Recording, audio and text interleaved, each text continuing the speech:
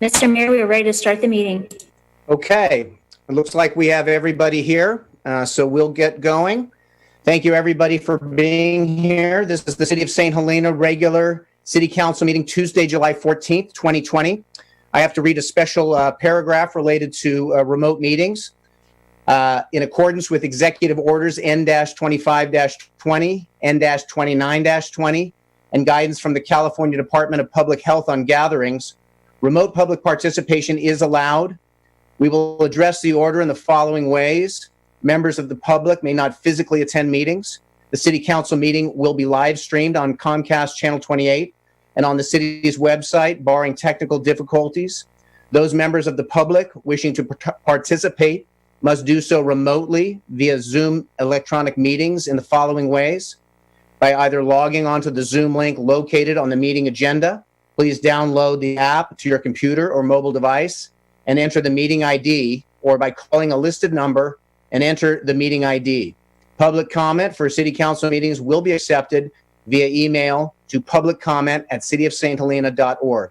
Please see the end of the agenda for detailed public participation instructions, and I'll call on Priya Nixon to highlight, the assistant to the city manager, to highlight how public participation will be received. Thank you, Mayor Ellsworth, and welcome to tonight's City Council meeting. For those of you who are joining on Zoom, the way that you can participate during public comment when the mayor opens public comment is you can use the raise hand feature. So if you're using an iPad, it's at the top of the iPad and it looks like a hand. And if you're using a computer, it's at the bottom of the screen. And then I just wanted to recommend anyone, periodically Zoom will do software updates. And so for those of you joining the app, I definitely encourage you when those software updates come out to make sure you're using the most recent software. And I believe that's it. Thank you, Mayor Ellsworth. Thank you very much. Now we'll move to the Pledge of Allegiance, and I will ask, everybody can remain seated, but if you'll put your microphones to mute and then place your hands on your heart and follow with me. I pledge allegiance to the flag of the United States of America and to the republic for which it stands, one nation under God, indivisible, with liberty and justice for all. Thank you. And now we'll move into our public forum.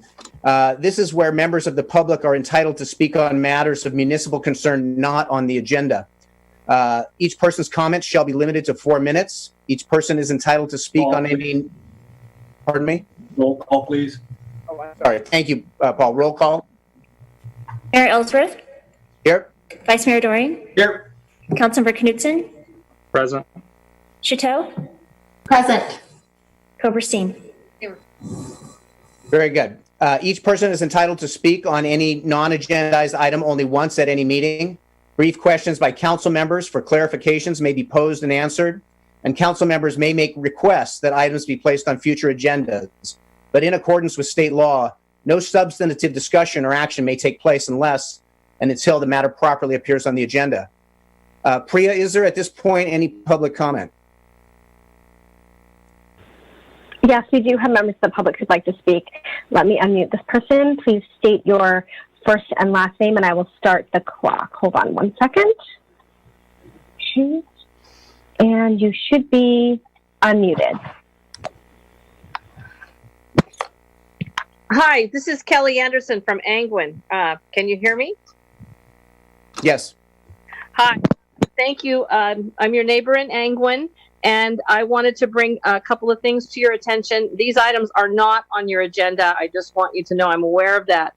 The first is the County of Lake is currently, I believe, reviewing an environmental impact report for a resort residential project in the Gwinnett Ranch area on Butts Canyon Road. It's called Lotus Land.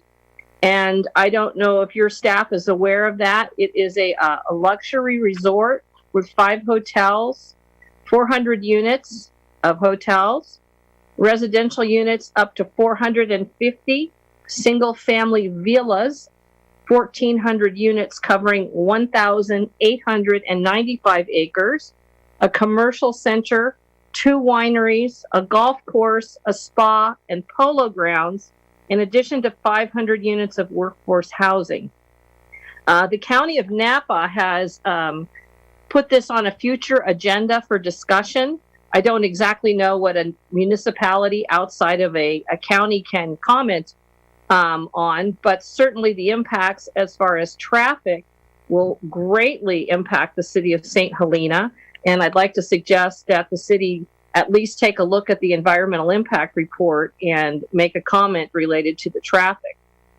Secondly, I commented a few weeks ago related to impacts to the Bell Canyon Reservoir from vineyard development in Angwin on the Howell Mountain area. Of course, this is all under the purview and jurisdiction of the County of Napa, but many, many, many hundreds of acres in your watershed has historically been removed for vineyard development. Can you still hear me? Yes. Am I still? Okay, thanks, Jeff. And currently there is a environmental impact report, a final EIR out on a project called HISER. This involves a timber harvest conversion, which is a removal of the existing forest for approximately 6 acres. The property already has about 13 acres of developed vineyard. That is directly in the headwaters of your Bell Canyon Reservoir. And I've looked at the EIR. I'm very familiar with the existing vineyard and the aspect related to your reservoir. And though there are multiple assurances that this will have no impact, you should, as a council, at least look at the EIR, and you don't have to look any further than the photo on the cover of the existing vineyard, which is completely sprayed down to dirt. It is row by row, complete sterile farming. And yet the EIR calls for all kinds of permanent cover crops and, best management practices. But these things are happening in your watershed. The Viator project, very, very close to your reservoir, is 13 acres of woodlands were proposed to be removed. You already have the Danica Patrick Vineyard in your watershed, but there's also a winery being contemplated.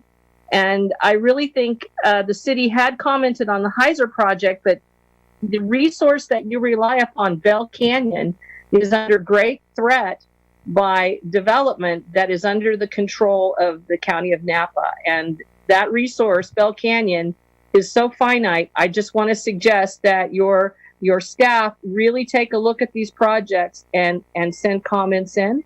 And good luck to you, and thank you for hearing my comments tonight. Thank you. Thank you.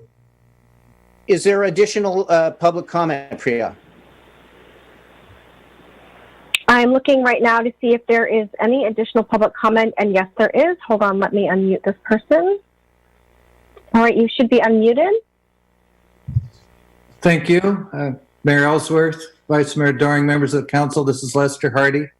I sent a letter earlier today. Hopefully you all have it. Don't know if you've had a chance to look at it, but in that letter, I propose a special meeting, reaching out to our Hispanic community, our Spanish speakers, and I hope that you would put the subject of that proposed meeting on a future agenda for discussion. Thank you. Thank you. The letter was received, and I sent a note back for discussion on that. So thank you.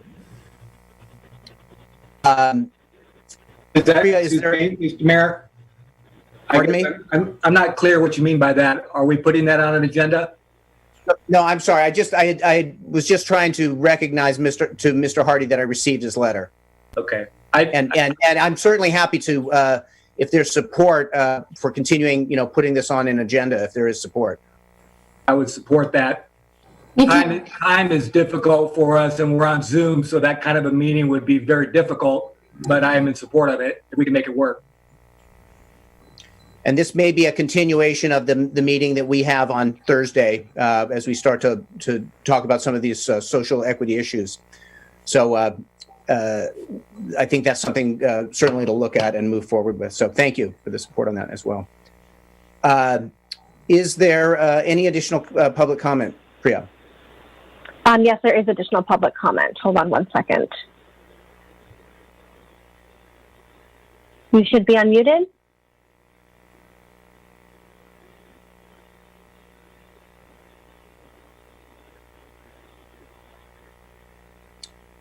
Let's see. Are we hearing anything? I'm going to try again. Sometimes it just takes a little bit of time. There we go. You should be unmuted. There we go. Ms. Crosby, can you hear me? Oh, yes. I'm looking for my prepared remarks. Let's see. Which are we hearing anything? I can hear you. Can you hear I'm going to me? try again. Sometimes it just takes a little bit of time. Okay. There we go. Okay. Can you hear me now? You should be unmuted. There we go. Can you hear me? I'm hearing an echo.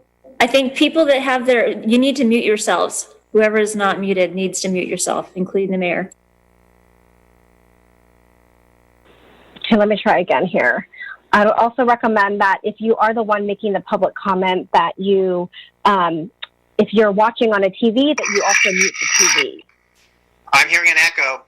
I think people that have you need to mute yourselves. Whoever is not muted needs to mute yourself, including the mayor. Oh, not.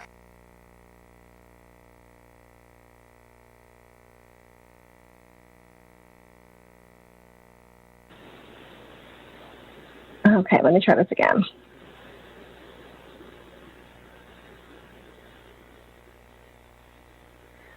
So I'm trying to unmute this person and... Yeah, that. Can you hear me now? Okay. Can I send you a chat? That would be something. Okay, let me try this again. Okay.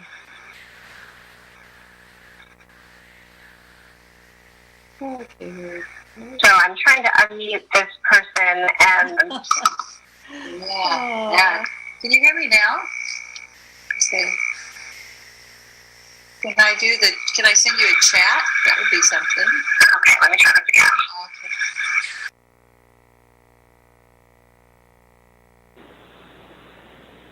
So I think for this person who's trying to speak, what I'm hearing is the meeting playing in the background, and I think there's just a slight delay, and that's why we're hearing that echo. So if we can try to turn off the other sound, that would be good. I don't know. Can you hear me now? So I think for this person who's trying to speak, what I'm hearing is the meeting playing in.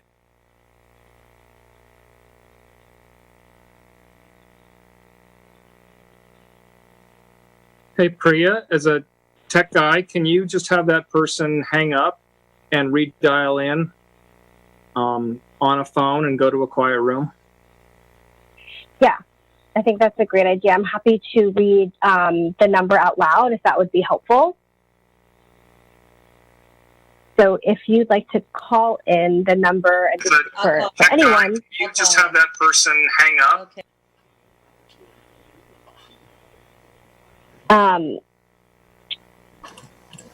I'm trying to find this person. So the number to call, I if believe anyone she would just like hung to up. call. Okay. Should we wait to see if she calls back? I'm happy to read that number out loud. So the number to join is 669-900-6833. That's 669-900-6833. And then the meeting ID for tonight is 837-4953-5584. 837-4953-5584. Shall we move to another caller while we're waiting?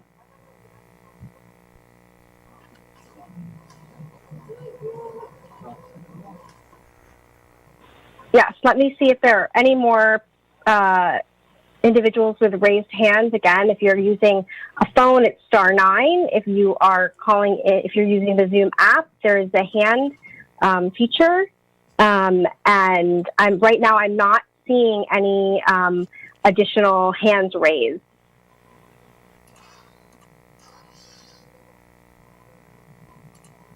Okay, well, why don't we wait a minute and see if she calls back?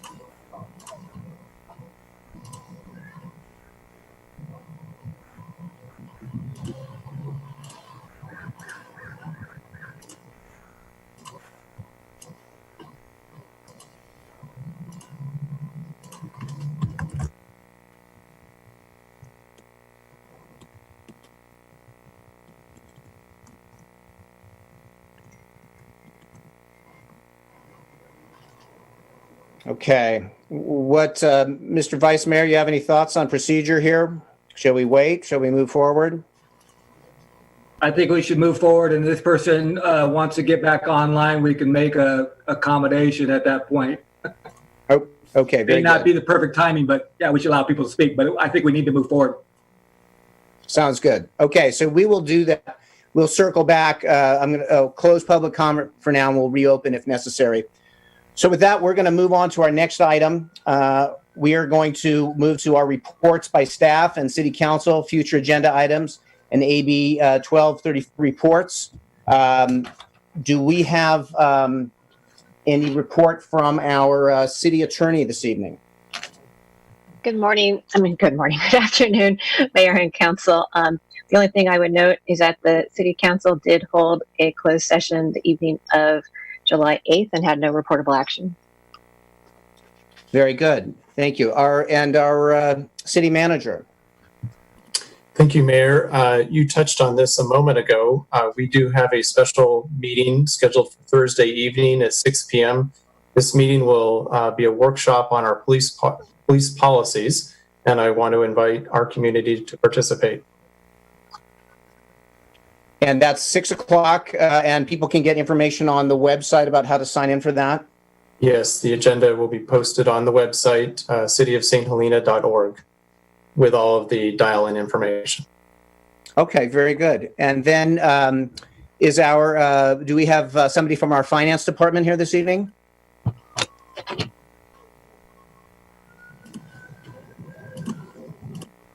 Yes, I have nothing to report.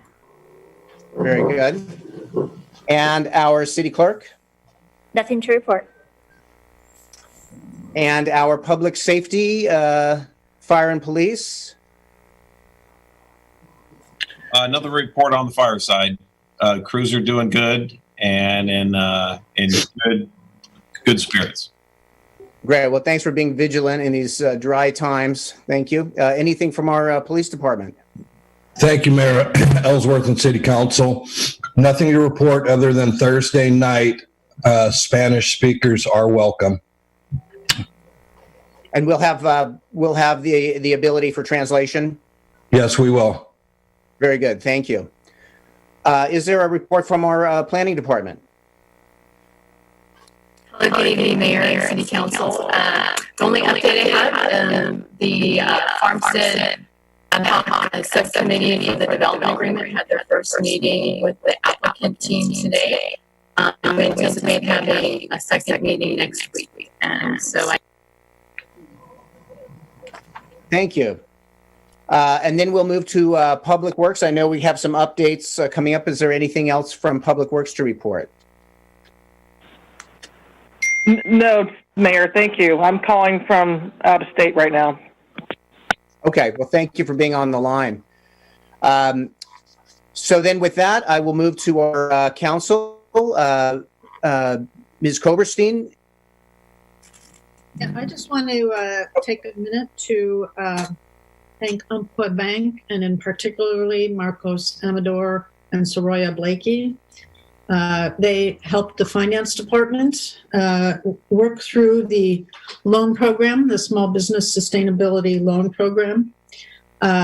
They jumped right into it. Actually, I was in the bank on other business the day after the council approved it, and just asked Marcos if he'd have any interest or extra time to help the staff. And he got right into it with Mark and April, and they were able to administer the program quickly. And I just want to shout out to him and let the community know what their help was in getting that off the ground.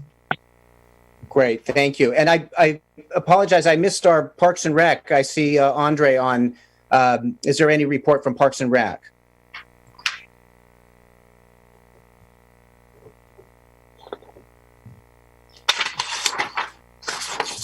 Okay, I'm not getting a response. So we will move Mr. Knudsen. Nothing to report. Thank you. And Ms. Chouteau. Nothing to report. And Vice Mayor Doring. Nothing to report. Thank you. Very good. Thank you. So I'll just take a moment. I want to continue to thank our community. We had some difficult news from the governor regarding the COVID situation. We're going to touch on that a little later in the meeting, but just want to thank the community for hanging in there, wanting to let residents and businesses know that as we work through this, to please make contact if you or somebody you know is in a situation where help is needed. We want to be there as a community asset as we work through this. So we'll touch on that in a bit. Mr. Prestwich will be doing an update a little later in the meeting. I'm going to take a minute to read a statement that I've written regarding something that Vice Mayor Doring brought up recently regarding civility and decorum in terms of public comment. And certainly in this chamber, we endeavor for comments to remain respectful and directed to the council as a whole and not any one member or individual. I do also want to recognize the comments of Planning Commissioner Bobby Monette on being respectful to our citizens' freedoms of speech and the right and space to express their concerns in an open forum with elected officials. I've reached out to a contact from the League of California Cities to set up a meeting to better understand what types of protocols and best practices they recommend for public discourse and potential dissent in a democratic and respectful manner, and how we balance along this line, and making sure that mechanisms do exist if citizens do have legitimate concerns to bring forward while maintaining decorum and respect. In the world of remote meetings, there are some additional challenges to this, and there may be different standard in terms of code of conduct amongst the elected body as opposed to the general public. But I'm certainly in agreement that it is important to maintain a respectful approach in this, and will certainly endeavor as mayor to do what I can to ensure this, particularly in these challenging times. And I will report back after my meeting with the league on this issue as we get to our next meeting. So with that, I'm going to move. Oh, Mr. Knudsen. I'm sorry, Jeff. I just have this might be a useful public announcement. I should have mentioned this when you came to me. Zoom is great. Zoom is also a bandwidth and processing power hog. And so for people that are having trouble participating, they just need to turn off the rest of their applications and only have Zoom running. That's really generally the problem when you get into a problem with Zoom, is besides the feedback thing, is just the fact that it is processing intensive. FYI. Thanks. Thank you. And that's good information. We've, I think, all had our struggles with this technology. So any information like that is helpful. So thank you. So with that, now we will move on to our next item. This is item 6.1, and this is an informational item. This is not an action item tonight, but informational. It's a presentation of Farmstead Restaurant Use Permit, 736 Main Street, and new proposed lodging, 1000 Mills Lane, by Ted Hall, and this is prepared by Maya DeRosa, our Planning and Building Director. Yes, hello, good evening. I'm just going to welcome Ted today. And Maya, there seems to be an echo from your microphone. Is anybody else getting that? Yes, we all are. Okay. Is Maya's there? Try to having call a in, bad Maya? connection. Can you try to call in with the number? Yeah, I will try that. If Ted would like to continue, that's fine. Okay, so as Maya's calling in, Mr. Hall, are you prepared to get started and give us an overview? Sure. Thank you, Mayor. Thank you, Vice Mayor and council members for the opportunity to talk to you today. Preya, could we put up my slides, please?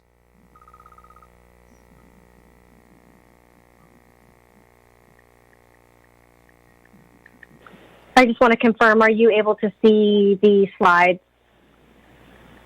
I certainly can. Thank you. Yes.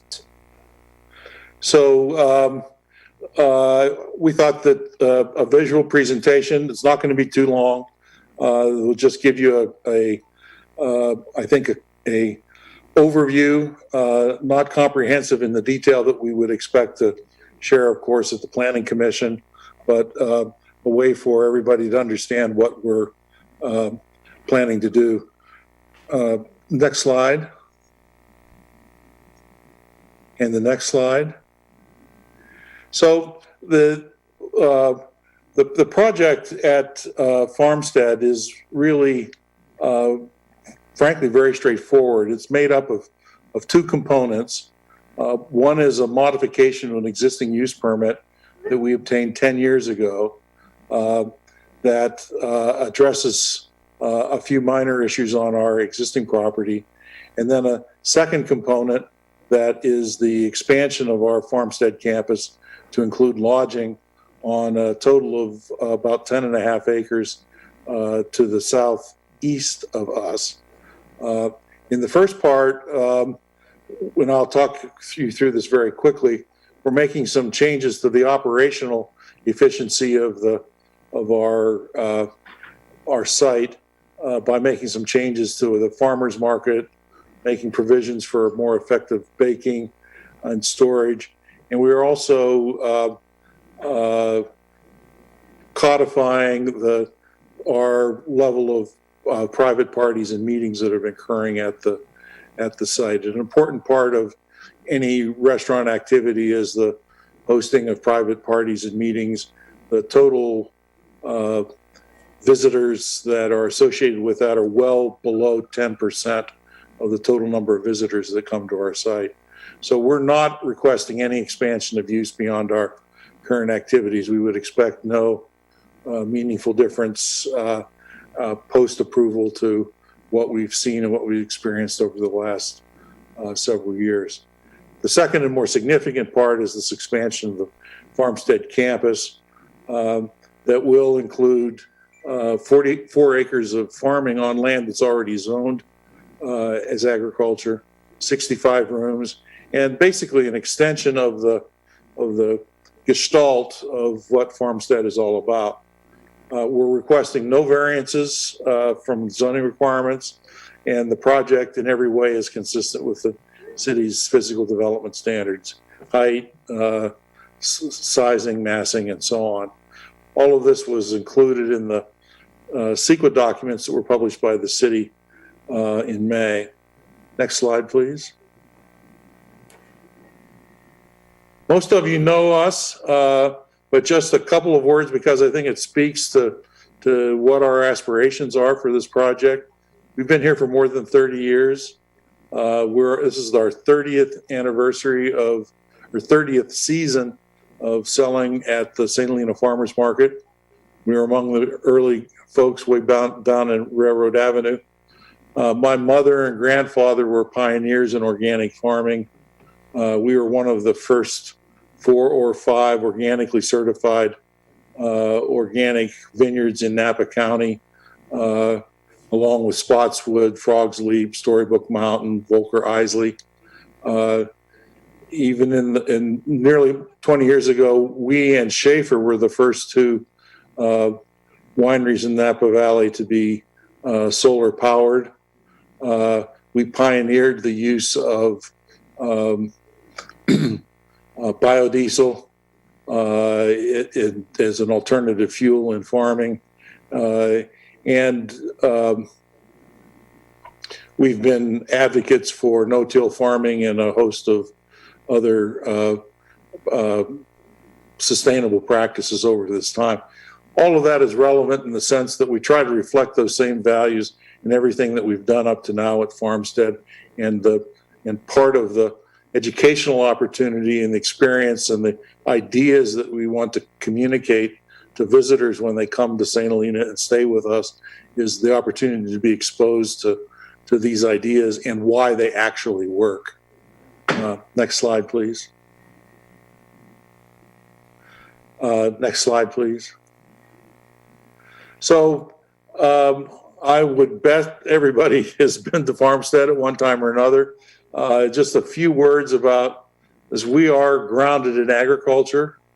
We are authentically farm to table. About 80% of what we serve by value, we actually produced ourselves. So in the context of the farm to table movement, even on a national standard, we are a standout in terms of the breadth of our offering and actually the scale of our offering. We've been committed to organic and sustainable practices from the beginning, and to create an opportunity for people to get some sense of what farming is all about, hence the culinary gardens that are there. We're very proud of the fact that we invented this idea of corkage for community 10 years ago, where instead of charging a corkage for a bottle of wine brought to our restaurant, we wanted to encourage people to bring bottles, and then we assess a fee the moment it's $5 a bottle, which has been going to local serving not-for-profits since we opened. We've given to dozens of local not-for-profits, all the names that you would think of: the Rianda House, the Up Valley Family Centers, the Boys and Girls Club, the FFA. We're very proud of that. We have made a great effort to also include family and kids. So I'm sure you've seen the Easter egg hunts or the pumpkin carving and the gingerbread cook decorating. The net result is that we've tried to make this place the gathering place for locals. And as we think about this expansion of our campus, as you'll see with the agricultural component, this is really meant to be just a logical extension of what we have been doing. Next slide.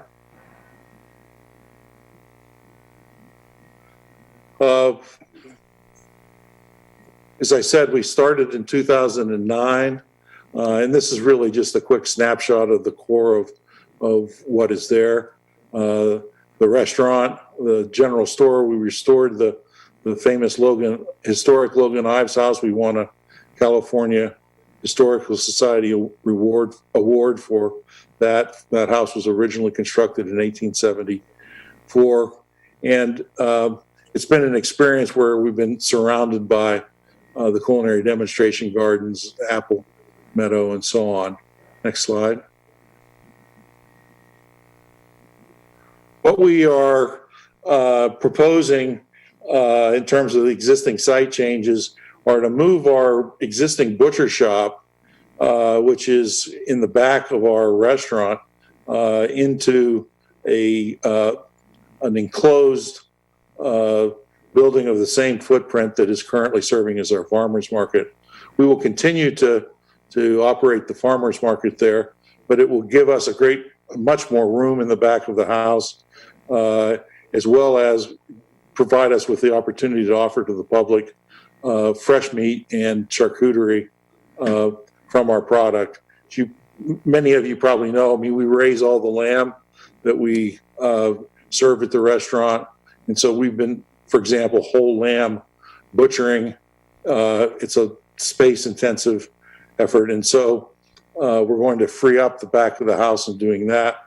And then secondly, we're going to to move our baking activity. We bake all of our breads and everything fresh every day to the existing commercial kitchen in the Logan Ives house and relocate the small chef's table elevated dining experience to the other part of the campus. Next slide, please. We're also adding a couple of small storage areas, none of which will reduce our parking. As we've become successful, we've discovered that we don't have enough dry storage to keep the food moving freely through the restaurant. You'll see in the far right-hand corner of the picture the enclosed version of the farmers market that we were talking about a moment ago. We also are going to do some modest but important sound mitigation steps by adding a sound wall around our outdoor bar and patio area, and also augmenting the sound protections around our HVAC. Altogether, this is a very minor change in footprint. It's really a reorganization of our activities, and we're going to total about 1,300 square feet. Next slide, please. So turning to the second part of it, which is the more significant, the lodging project, which is the expansion of the campus. Next slide.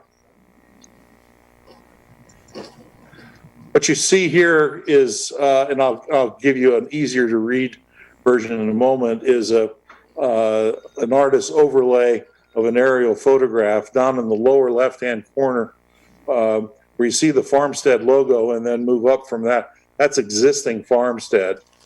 And then moving towards the right, you see Dr. Gold's vineyard.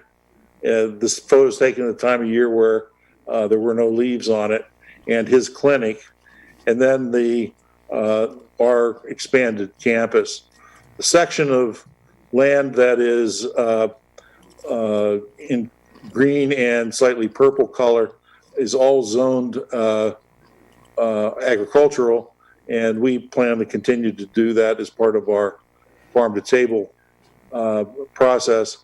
You all may have been around in previous attempts to develop this property by other owners.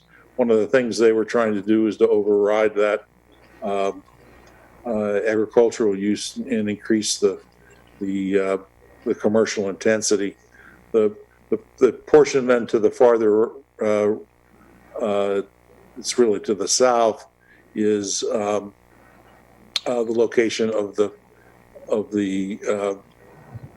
lodging buildings. We are doing a lot line adjustment process with Dr. Gold, Dr. and Catherine Gold, that allows for us to create this contiguous strip, and that all is agreed, signed, and the application in front of the city. Let's go to the next slide. This gives you hopefully an easier way of understanding this. The existing property is down in the far lower left corner. You see the pathway connecting the properties through the agriculture. And then there are a series of one-story buildings that are is the guest lodging. The concept here is that people have the experience and the opportunity to feel like they are in agriculture. So in addition to the agricultural activities, most of the landscape will be edible. The building to the far top of the page, that's labeled number 1, is the multi-purpose building, which I'll touch on in a minute.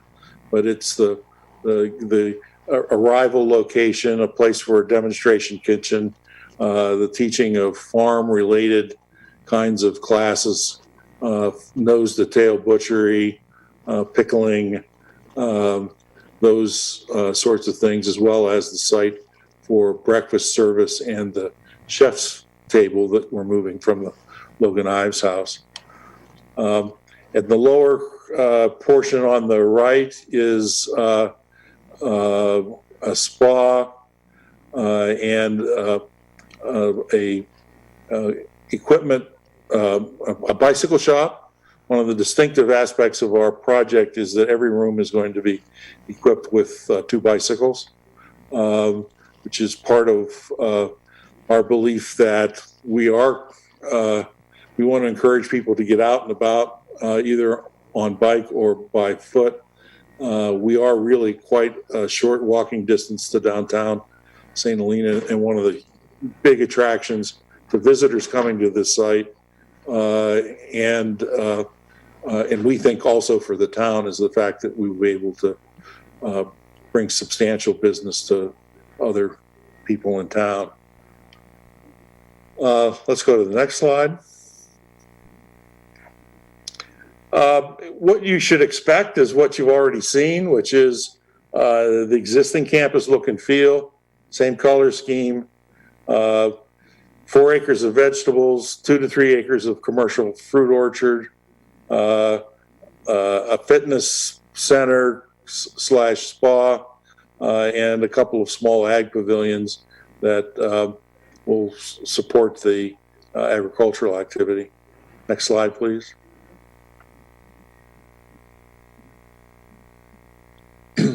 Each room is about 650 square feet, which is very efficient in the sense that 400 of that square feet are enclosed, and 250 feet of the outdoor living space is outdoor living space.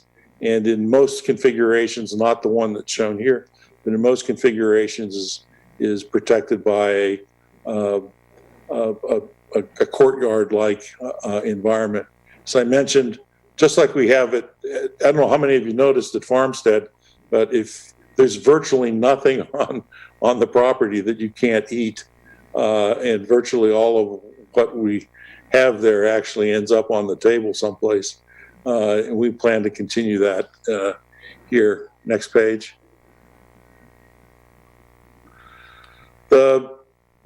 We do want this to be a agricultural learning experience, so the value of having this multi-purpose building is to permit us to provide education programs for guests, and on a reservation basis with for others, locals or others who may not be staying with us. We're offering breakfast only for lodging guests. All of the primary meal service will continue to be provided by the existing farmstead, which is one of the most significant attributes of this, is that we're creating this lodging opportunity without all of the additional infrastructure, employees, and activities that would be required to bring along a full-scale food and beverage operation along with it.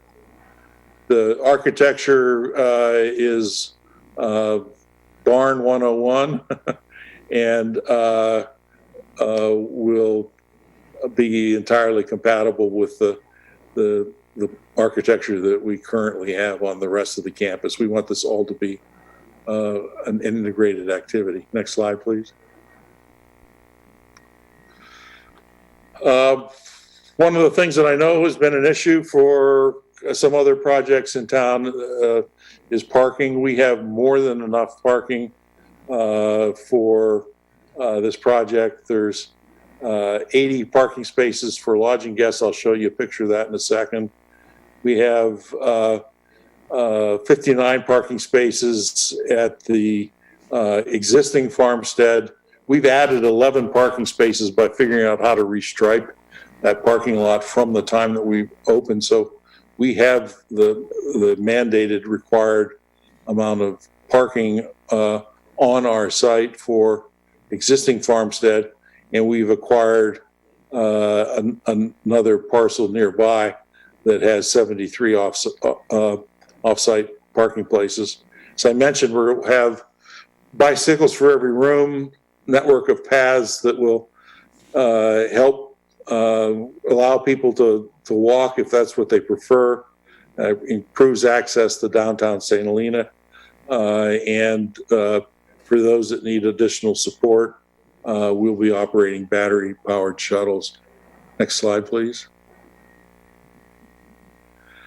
This is just a picture of the green. Here is the area along Mills Lane where we will have parking for hotel guests.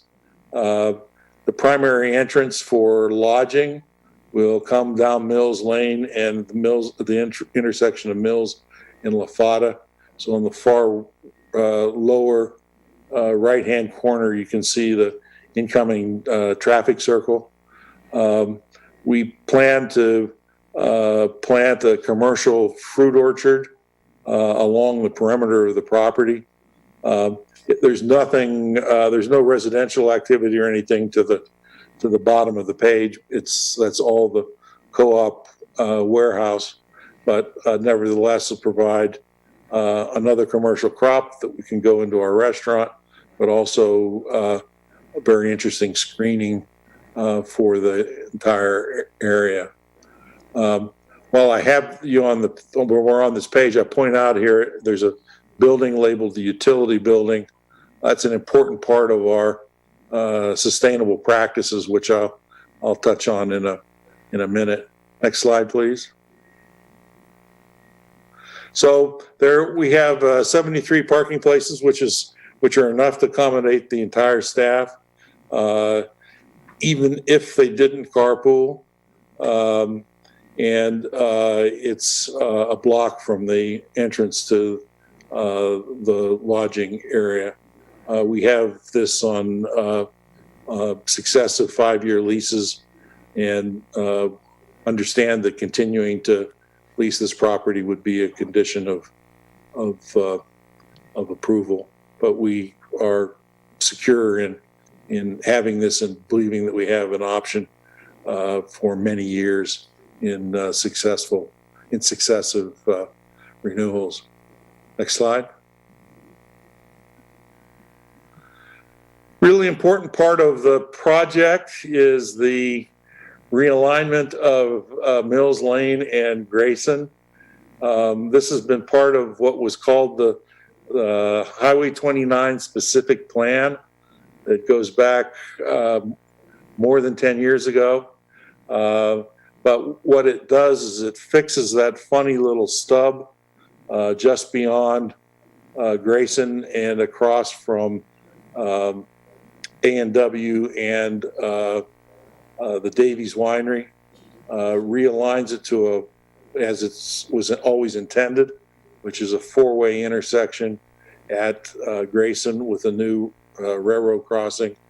We'll have a proper crosswalk and light protected crosswalk and a very terrific design, I think, we've worked out. Erica made some great amendments to this. We have a class 1 bicycle path that runs along Mills Lane, doubles as a bicycle and a pedestrian path that will lead to that intersection where we'll have a protected crossing. So it will make it very comfortable and easy for people to connect up with what we hope will be part of the route of the Napa Valley Vine Trail, but also to sidewalks that lead readily to town if somebody chooses to come this direction as opposed to through the property and out at Charter Oak. Additional important point here is that to augment the city has a missing link in its stormwater system, which I suspect you've talked about in the past, but basically from La Fata down Mills Lane to the Napa River even though it has been on drawings of the city stormwater system for more than 30 years, it actually is not connected. And so as part of this project, we see connecting that stormwater outlet, which will not only benefit this project, but this entire area. And then the more interesting thing that's evolved in the last few days is the possibility for us to place a so-called purple line from the far end of Mills Lane over by the river all the way up here where we're disturbing the dirt to the intersection of with Grayson and Main Street, that would allow us, meaning the city, to bring tertiary water to be used for replacing potable water that's currently being used for landscaping at Crane Park and also the high school. This is a very substantial amount of water, and if this pans out, it more than offsets the amount of water that would be used by our project by replacing currently used potable water with recycled water. And this effort, by having the trench open the entire way and us being willing to put in the line, will really jumpstart that process for the city. Next slide, please. Sustainable practices are really important to what we do.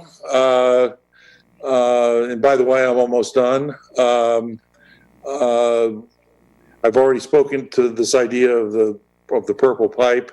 We will employ all the current state-of-the-art water conservation methods. We're planning to use gray water for the toilets and so on.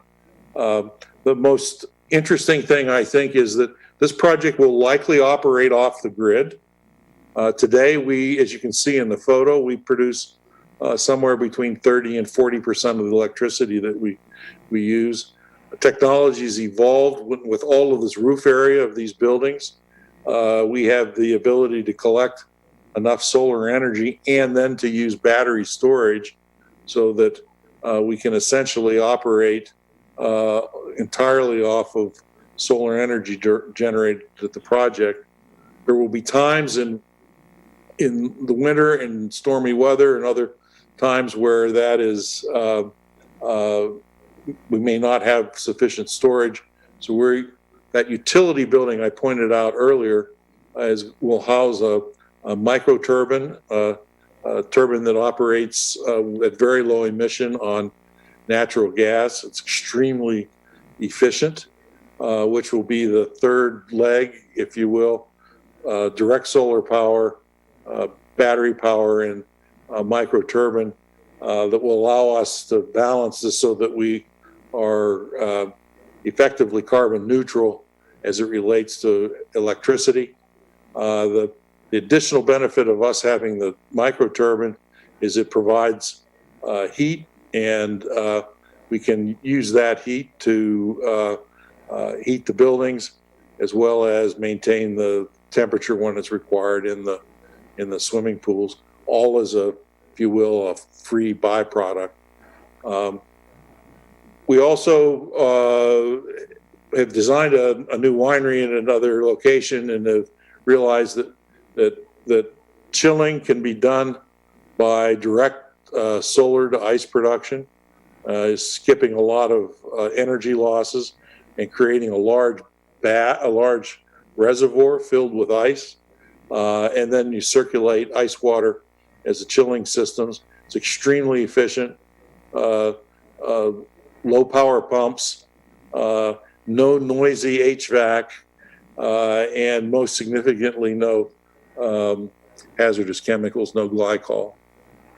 We'll, of course, use salt-based systems, no chlorine in the pool and the spa, high thermal value building materials, and we'll follow our customary practices of certified organic and widespread composting as we have to date. our electric shuttle vehicles will be able to be replenished through our solar generation system. So if you stand back and look at this, we are extraordinary, or positioned to be extraordinarily sustainable. And don't forget the carbon capture of all those fruits and vegetables that we're growing as well, which are very beneficial to the total system. So we're very proud of what we've designed here. Next slide, please. As I said earlier, one of the most important things is we're only about 10 minutes walk from the corner of Hunt and Main Street, which I sort of consider to be the ground zero in Main Street. We're a shorter walk to that location than the walk from Las Alcalbas. And so in addition to having bicycles provided for every guest room, we really think that people are going to want to come to town, and it's going to be easy to do it. Remember, there will be a new crossing at Mills Lane I talked about before, and there already is a crossing at Charter Oak, which we actually funded and had installed when we built Farmstead originally. So there's two easy ways to cross Main Street on the way into town. Our expectation is that, of course, we'll get a meal at Farmstead, but we will be successful if somebody comes and spends a weekend and we get one of their meals and a breakfast. And so we fully expect people to be visiting Cook and Market and the Charter Oak and all the other places in town while they are staying with us. Next slide. We're committed to doing the right thing. Some of you know I was a founder behind the scenes of this experimental project that's going on with a grant from the Metropolitan Transportation Commission to build a multi-employer ride-sharing program in Napa County. We have a couple $1 million to do that. 4 of the largest employers, ourselves included, sort of jump-started this. And we're looking for ways of finding clusters across employers to improve the work to home and home to work pathway. We already do and plan to enhance, as part of this Napa Forward project, incentives for carpooling and bicycling. And we are committed to making an appropriate commitment to funding of workforce housing. And there are conversations currently underway with the subcommittee of the City Council for us to determine exactly what the dimensions of that might be, and we're moving along. Next slide, please. So we really feel that this project is right for our community and its values. It's not a new hotel. It's part of an existing food and beverage business. The management team and some staff are already in place. And this is a really important point in that the net additional number of employees for this project on our staffing model adds 28 hourly positions in 9 managerial positions. On a 7-day work week, that's 51 jobs. And we're able to do that because we already have administration, food service, maintenance, guest services, marketing, reservations, all of these other tasks and employees are already in place. So the opportunity that we can create for this experience in town doesn't come with what would be required if we were doing a de novo hotel. It would require 2 to 3 times more employees than we are needing to bring. It's important, I think, that we're about agriculture, not glamour. Glamour has its place, but we're an agrarian town, and we should have people come and understand that history, and to the extent that we can create other opportunities to get broader exposure, we like that. We are truly locally owned and operated, and we estimate, and there's a letter to the city that supports this, that we will be providing more than $2 million in tax revenue when the project gets rolling, and that's not too far in the distant future if we can keep moving forward. So a lot of positive benefit for, in the grand schemes, a very minimal impact. Next slide, please. And here's just a quick feeling for the timetable. I mean, we're hoping that we can make progress with Planning Commission approval in August. The City Council approval would follow, which would deal with the development agreement. We'll have to work very hard with our architects and engineers, and hopefully have high quality, speedy plan checking, but it's plausible that we could have a building permit issued in March, construction begin after the rains stop in April, and opening sometime most likely late in 2022. So, Priya, that's the end of my presentation.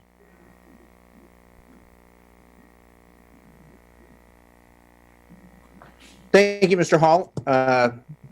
Get back on here. Thank you, Mr. Hall. Very much appreciate the presentation.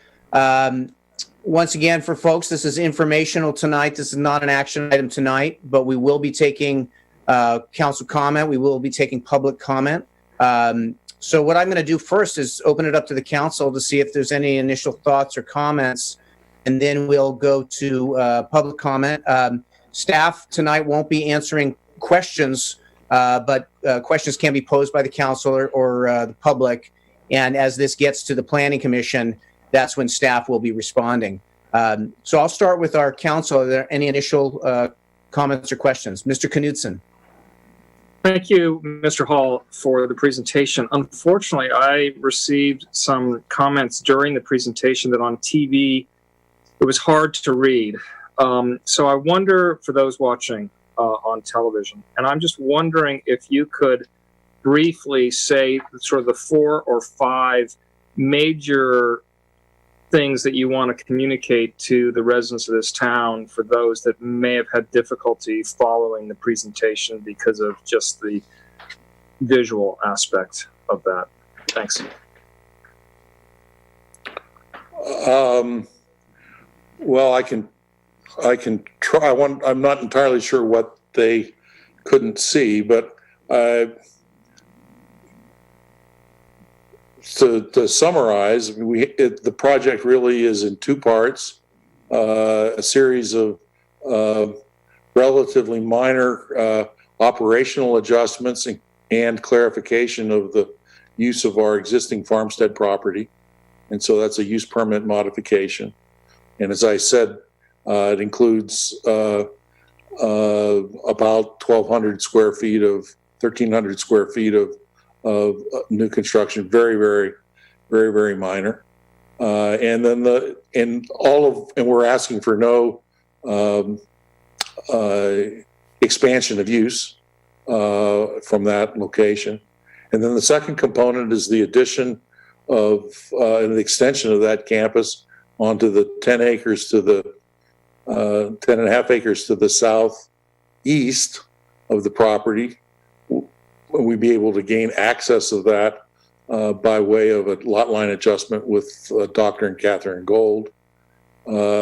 And on that property, we will farm the agriculturally zoned part, which will continue to be part of our farm to table operation.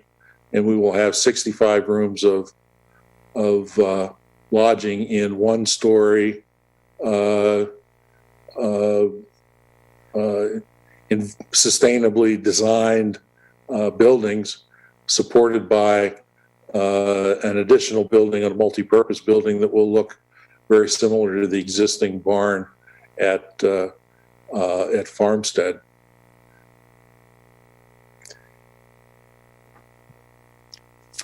Does that, Ms. Koberstein? I don't know, is David finished? Was there any? Mr. Knudsen, did you have additional comment? Good. Okay. Ms. Koberstein? Mary? I think it's great to see all these pictures and plans tonight, Ted, because it really allows people to envision what this project will actually be like once it's built. It's an excellent, I think, demonstration of how you can incorporate sustainable practices and a sustainable philosophy into new construction. I want to say one thing about your purple pipe. I love it. I've always been bothered by our water neutrality ordinance as something that doesn't really advance maybe our goals with respect to it. And very late in the game, I think we threw this idea at you, and I really appreciate your willingness to embrace it and incorporate in your project. It will do a lot to help the city in the future going forward with water conservation and tertiary water. And it's just happens to be right in the right spot where it can go over across 29 and benefit some of the big properties over there that could use this recycled water for irrigation. So thank you for that. I know that when you're just about ready to start something, it's not great to get a further request from the city, but I think it's really consistent with what you're trying to do and a very big benefit to the city. Thank you. Well, thank you. As I understand that, and we'll get better numbers as we get into this, I'm sure, from Erica and others, but there's a big payoff. I mean, it's like 14 acre feet we calculated that can be saved of potable water, and our project, in its worst case, would use 5.8. So there's a net gain to the total system of 8 or 9 acre feet, and it could be even more than that. So, I mean, we're really stand ready to help make this happen. Thanks. Very good. Additional council comment or question at this point? Okay, Mr. Doran, Vice Mayor. Well, I'm cognizant of the time and probably a number of speakers and all the other agenda items we have, so I'm a little worried about that already. I'll briefly just say I'm looking forward to more information on the lease parking and the parking issues. That's always been a concern of mine, even under the existing situation. It would be helpful for me to know who's on your team, financial, legal, and land use planning, because a lot of letters come in and voices are heard, and I have to run through a conflicts check, and I need to know who's on your team. I think that would be helpful. We had the same issue at Solage when I was here in Calistoga on the city council, and we asked for a project team so we all knew who the players were. That would be very helpful for me. I would like more details on the categorization of the existing employees and how they transfer over to the new uses. That would be helpful for me to just see how, and you laid that out a little bit, more information. And I haven't read the negative declaration, so I'm out of context here. There may be more information there. I don't know what the negotiations are on the housing, but that is critically important to me. I would just say it would be great to see a contribution and some actually built housing, and not a binary approach. But again, I'm not in those negotiations, and I'll wait to see how that goes.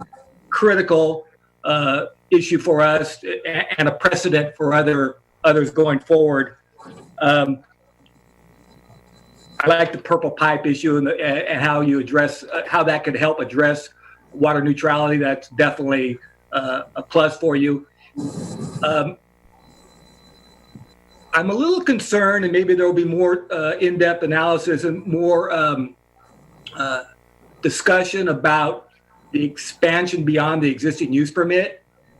I don't have enough information, but it seems like you're out of scope on your use permit, and I don't know how that happened over the last 11 years, but it's a concern of mine, and I'd like to have a discussion at least as to sort of the give and take with the city there, so that we're not rewarding folks who go outside the scope. And I'm not saying that because I don't have enough information, but I'd like to have a discussion about that at some point, maybe when you go to the Planning Commission. So in summary, I love the synergy. It's a natural synergy. It makes perfect sense to me. All the things that you're doing there and plan to do make perfect sense. I applaud you for thinking through a lot of the environmental issues as you have been in your existing project. So I'm pleased with what I see, but I still have a number of questions in the areas that I've laid out. So thank you, Mr. Hall. I appreciate it. You're welcome. And there's nothing in the questions that you've asked that I am concerned that we won't be able to satisfy your issue. Thank you. Ms. Chateau? Thank you. I'll be brief too. Thank you, Mr. Hall, for the presentation. I really appreciate your commitment to environmental sustainability. It was amazing to see that list of everything that you're going to be doing and thinking about. And I know that times have changed for us now with climate change, and we're also aware that we need to be future thinking about what is the new normal. And so I really appreciated seeing that. Also, the purple pipe, I'm really excited about, because when I went through so many of the letters that we receive when we're on council from the public, the question really is there enough water for us in St. Helena to add a hotel? And will this project take water away from residents, or will it create somehow that residents have to spend more money on water? So hearing about that purple pipe, that's just a question that's on my mind as we go through this process for us to answer. And also knowing that if we do get into the program with the recycled water, that's such an amazing opportunity for our town. And it's a game changer. So that's really exciting. Thank you for that. And then also affordable housing is on my mind as well. And I'm not a part of the negotiations, but I too really hope that we do more than just get money, that there's actually a project that we're able to partner on and be able to say that we're making this happen. Since we know that that is another area that things have changed and land costs are so expensive, and the building costs are so expensive, and I would love for us to be partnering with you on that at the same time, being able to commit to saying that we are actually providing the housing. Thank you. Thank you. Thank you. I'll open up to public comment in just a moment. I just have a few comments. Want to echo certainly the support on workforce housing and wanting to make sure that we're able to move forward with something of a tangible project on that front. And appreciative of the tertiary water conversation. I think that water security for St. Helena and Napa County in general is primary. As we look towards our climate goals, our 2030 proclamation, our drawdown goals, wanting to make sure that's part of the conversation. And then also as we look at COVID-19 coronavirus, how that affects our visitation generation and making sure that we have balanced revenue generators for whatever the circumstance, so that all our eggs are not in one basket, but we're finding ways to balance our different baskets. So those are my just initial comments. And what I'm going to do is open up now to public comment and see if we have anybody on the line. And I'll ask Priya. Yes, Mayor Ellsworth, we do have public comment. While people are raising their hands, there is a letter that I was asked to read for this item, a public comment letter. So I'm going to read that letter right now, and then I'll go to the queue. Let me start my clock right now. Does that person also intend to speak? Do you know? I do not know. I just know that they had requested on this to be read out loud at the public meeting. I'm trying to avoid the other issue we had last meeting, so thank you. Yes. Yeah, and thank you for that. I've had some clarification today that from our city attorney through our city manager that it is appropriate to read if asked. But I think you're making the point, Mr. Dorney, to make sure that it's not doubled up. So thank you. Okay. Go ahead, Priya. Should I? Okay, perfect. I'll read the letter. This is, my name is Dwayne Haas. My wife and I own Fantasca Estate and Winery on Spring Mountain. We lived on Spring Mountain for the past 13 years. Both of our children graduated from St. Helena High School. I'm the past president of the St. Helena Ag Boosters and the former chair of the Measure B committee that raised $30 million for new buildings and repairs for the school district in 2011. I wish to speak in support of Ted and Laddie Hall's Long Meadow Ranch Hotel project. For the city to contemplate a project like this, 3 fundamental questions must be answered. First, should a hotel project in St. Helena move forward? The city has formed a task force to look into this question, and their thoughtful research and response is yes. No other revenue-raising measures would be as effective as adding a hotel. In fact, the recommendation was for more than one hotel to be considered. Second, where should a hotel project be located in town? The site that Long Meadow Ranch would develop is on the south edge of town. A hotel there would be a wonderful sight as we and visitors drive into town. The foot traffic from the hotel guests would be a godsend to our St. Helena downtown businesses. There are far too many empty storefronts in St. Helena. This would be a wonderful step towards revitalizing downtown. And finally, who should be entrusted to create a property that not only is financially successful but serves the needs of the community as well? Ted, Laddie, and their son Chris have shown themselves to be generous and thoughtful members of the community. Ted served with me on the Measure B committee and as many times before and since showed himself to be quite thoughtful and fair. He went to great lengths to listen to input from all sides. The Halls have a tremendous commitment to their land, their employees, and the community.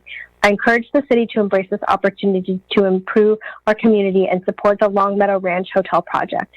Thank you for your time. All right, I will now go to the queue, and we do have public comment. I'm going to allow this person to speak.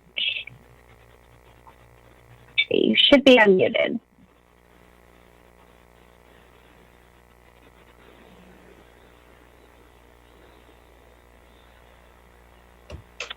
You should be unmuted.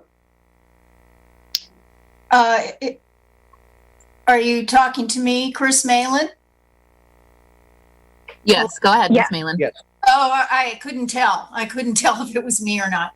Sorry about that. Yes, Chris Malin, the Executive Director of the Institute for Conservation Advocacy, Research, and Education, and we're a local environmental nonprofit that has more than 14 years done rigorous water quality and stream flow monitoring of the Napa River to conserve and protect fish, plants, and animals.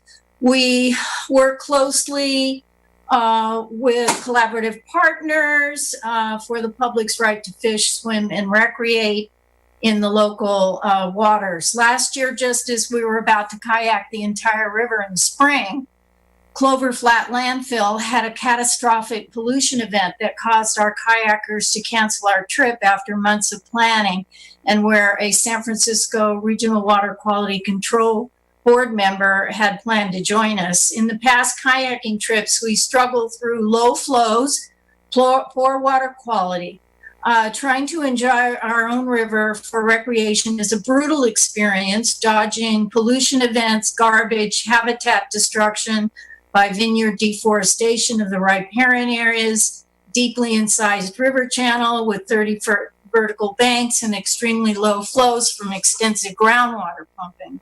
The city of St. Helena should be doing everything it can to protect the Napa River from more pollution events. On February 26, 2019, St. Helena Wastewater Treatment Plant spilled 41,536 gallons of sewer onto the surface waters of then, and then the next day another 1,285 gallons, again on 2/27. Resulting in 57,000 gallons, and a fine was issued on January 15th, 2020.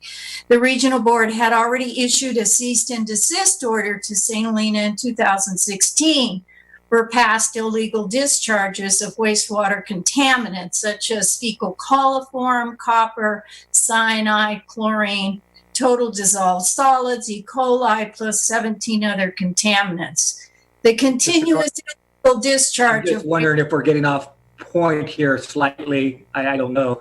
Seems Well, we're talking about Farmstead, right? No, we're talking about hotels and cumulative impacts. We're getting there. Because the city of St. Helena has not expedited the upgrade of their wastewater treatment plant, therefore the river and people are suffering extreme poor water quality, such that in November 2017, Napa flunked a water quality report card for exceeding limits of pathogens in spite of the 2006 TMDL regulations. That means all the polluters keep on polluting despite regulations. Additionally, all these wastewater spills create nutrient enrichment conditions for hazardous algae blooms that turn deadly due to neurotoxins created by certain algae and can cause red tides in the San Francisco Bay and ocean, destroying fisheries and driving people out of the water all along the discharge path.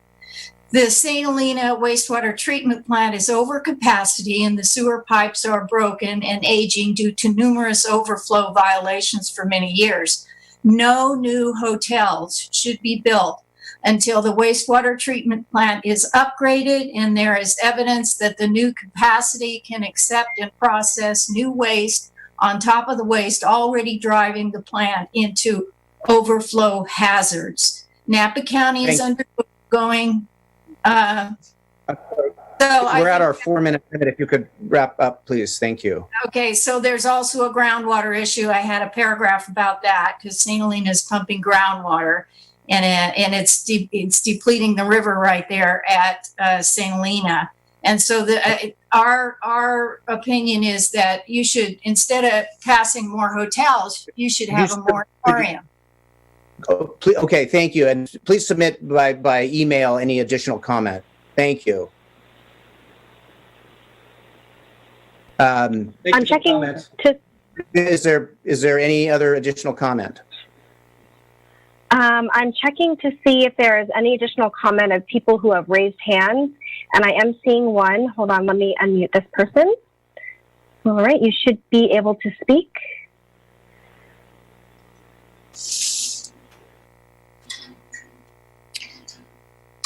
Hi, am I on? We can hear us. Yes? Yes. Yes, we can hear you, Ms. Stevenson. Hi, it's Mary Stevenson. I'm a resident of St. Helena, and I'd like to speak in favor of this project. I think that St. Helena has been discussing adding hotel revenue to our town for well over a decade. And we go back and forth and we fight about water and we fight about housing, we fight about traffic, but we know that we need revenue from hotels in order to help our financial situation. And if you have to have a hotel, this is the one to have. It's in the right location. The conceptual idea of having it farm to table is very good. It fits very well into the existing operation of Farmstead, which will keep the employee count, the incremental employee count down. I am very involved with our town, St. Helena, very interested in housing in town, as most of you know, and we've been talking to Ted for several years about what he will do to provide incremental housing for the employees, for employees in general, which could include employees for this hotel. And we feel confident that with Ted's help, that we can purchase a piece of land to make that happen. We have not seen the development agreement, but we feel that the applicant and the city is sincere in their effort to make sure housing is a part of this, and our town, St. Helena, would support the project and feels confident that we could actually build housing for workforce if this project is entitled. Thank you. Thank you for your comment. Is there additional public comment at this point? Yes, there is. Let me unmute this person. Hold on one second.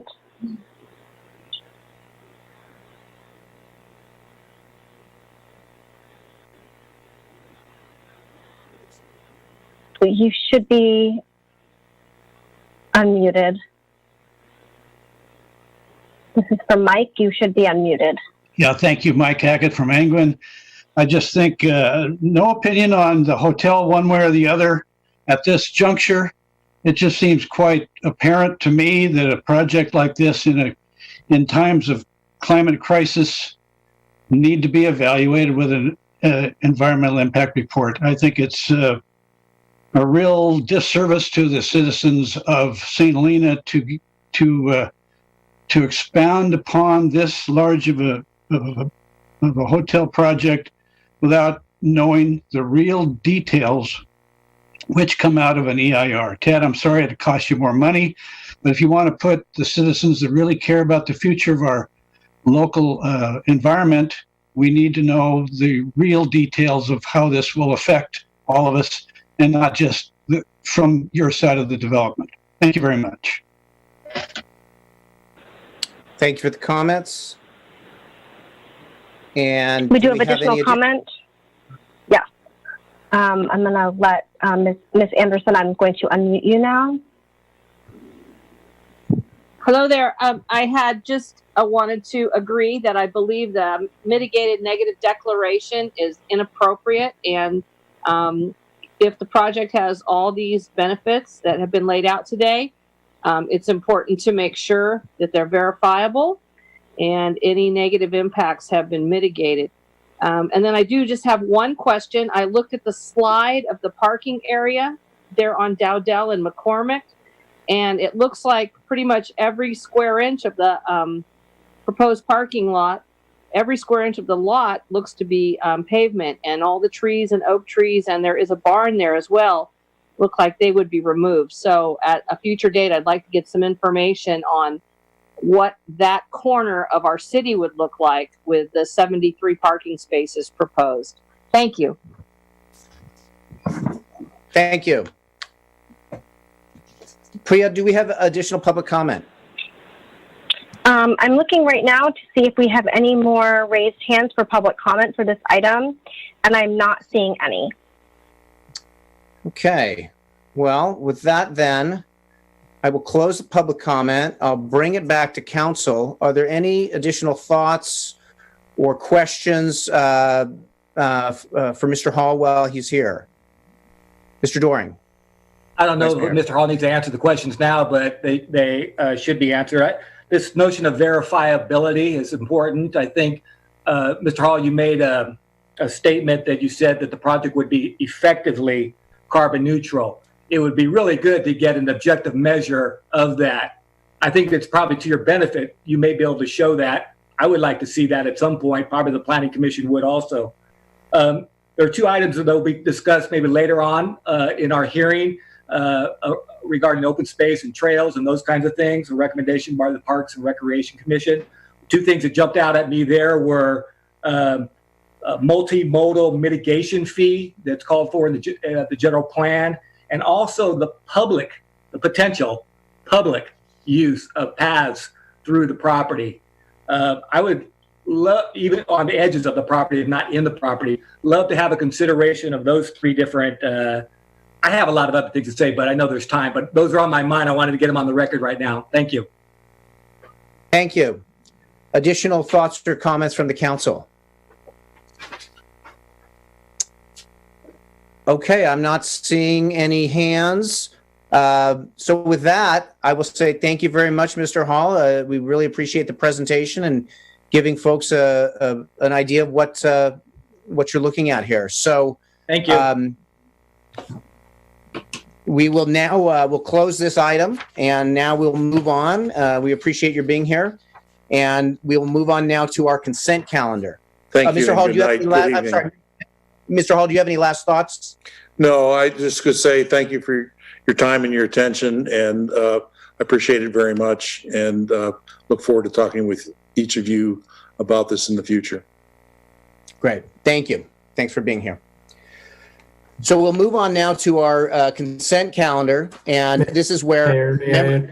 Yes. Mayor, may I interrupt you? We have a staff briefing on a couple of key projects. Oh, I'm sorry. Yes, you're right. Public Works Director is available by telephone. This is our item 7. Sorry about that. So we're going to start with 7.1, and this is monthly water update by Ms. Smithies, our Public Works Director and City Engineer. Thank you, Mayor Ellsworth and council members. I just want to give you a quick update. I'm actually out of the office right now, but wanted to present tonight at the council the updates of the monthly water and the other projects. But I did not have the information available to me till this afternoon in order to provide the detailed fiscal update for the 5-year rolling average for surplus or deficit for the actual metered water use. The Bell Canyon Reservoir as of yesterday was at equivalent to 56% capacity. Our total water delivery for fiscal year 1920, water produced was 1,690 acre feet. We actually caught a clerical error for the entire year that we trued up last week, and there was a wrong monthly update provided on the website that we updated quickly to rectify based on the metered use, the actual meter reads from July 1 of 2019 to the end of the fiscal year. And so we were projecting a little bit over 1,700 acre feet produced this year, and it was actually under that, which is also under our safe yield of 1950. Our actual meter delivered water, billed water for 1920 was at 1,575 acre feet, which also has us under our net safe yield.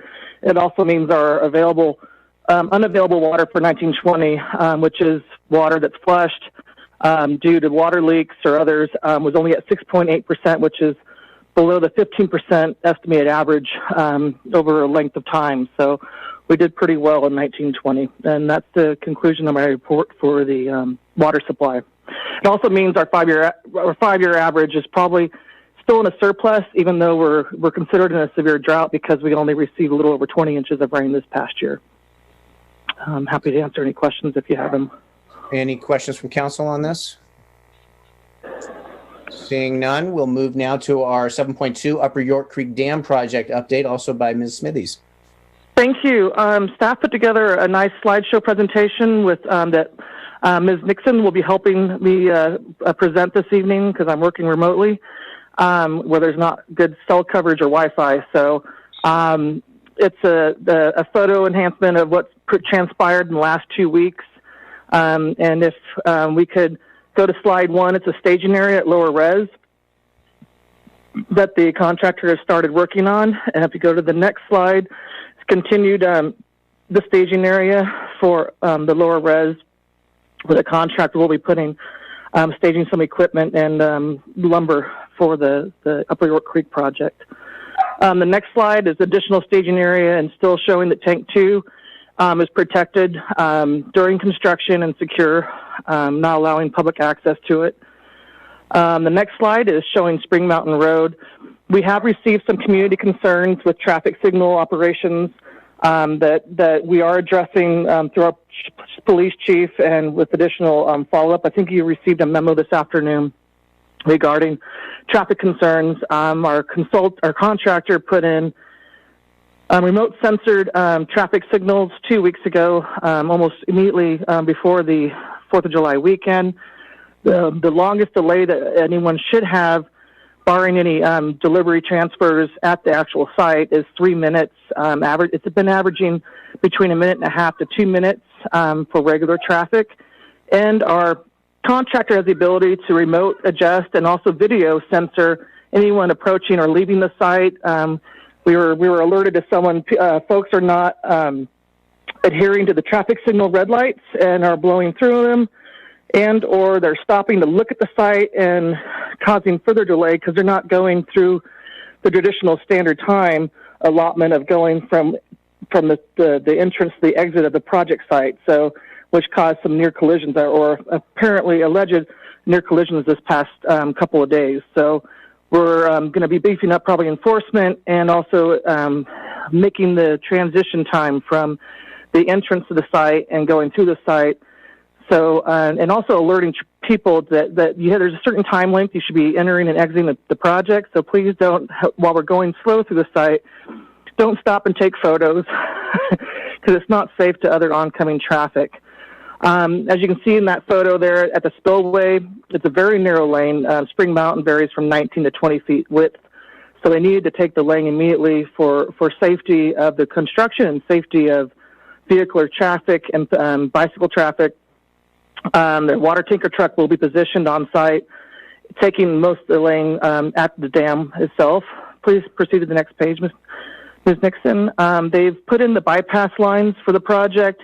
We're still waiting on the final BO from the National Marine Fisheries. I was unfortunately not in range to receive whether or not we had gotten the final notification, which the Army Corps was trying to get signed tonight so that the contractor could start by tomorrow on working on fish, transitioning fish from one end of the project to the other, and starting the bypass of water from the site so they can dewater it and get it dry so they can start doing the sediment hauling.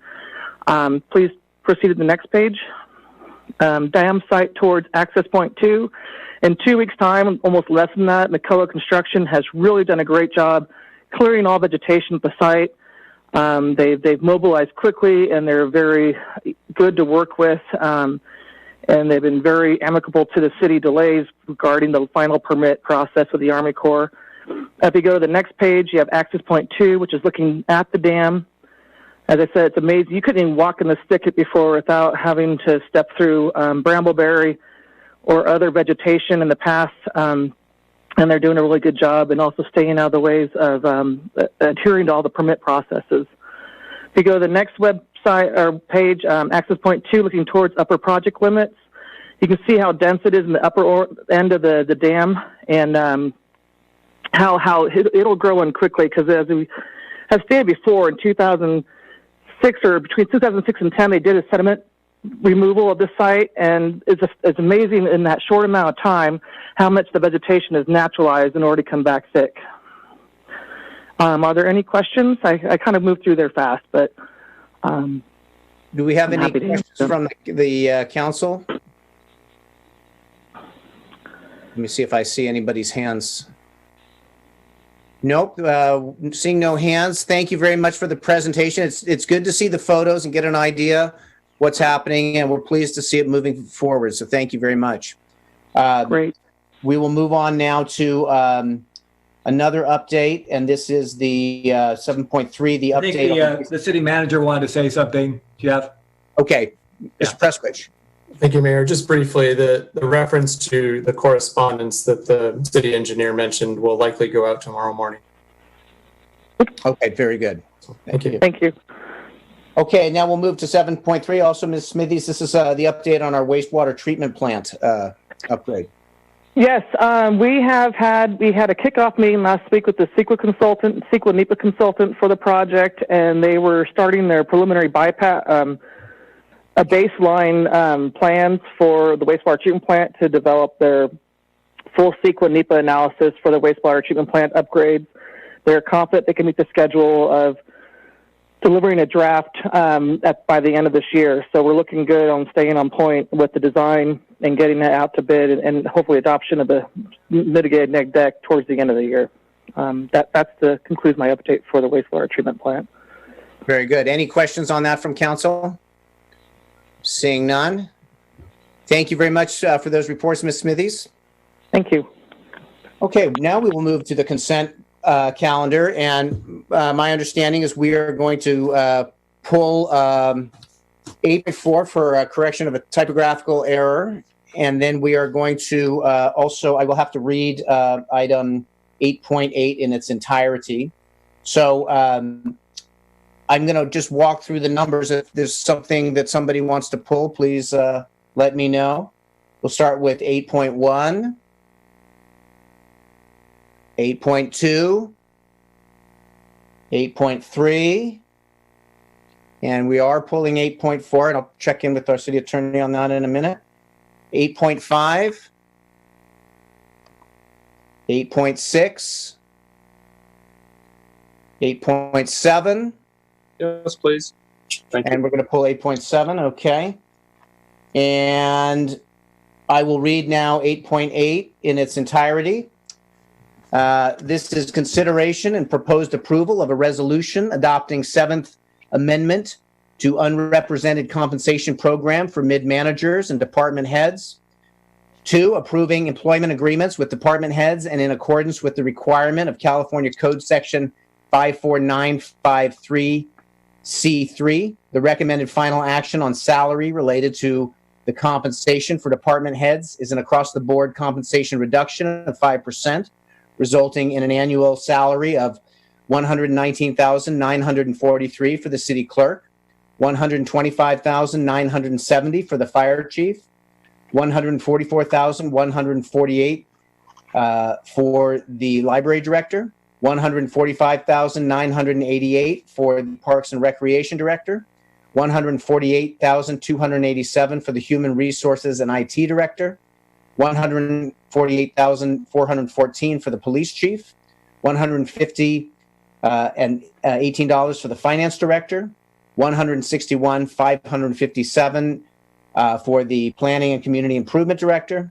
$175,279 for the public works director, and $186,700 for the city manager effective July 1st, 2020 through June 30th, 2021, and 3, duly approving and adopting publicly available compensation schedules in accordance with California Code Section 570.5 for mid-managers and department heads.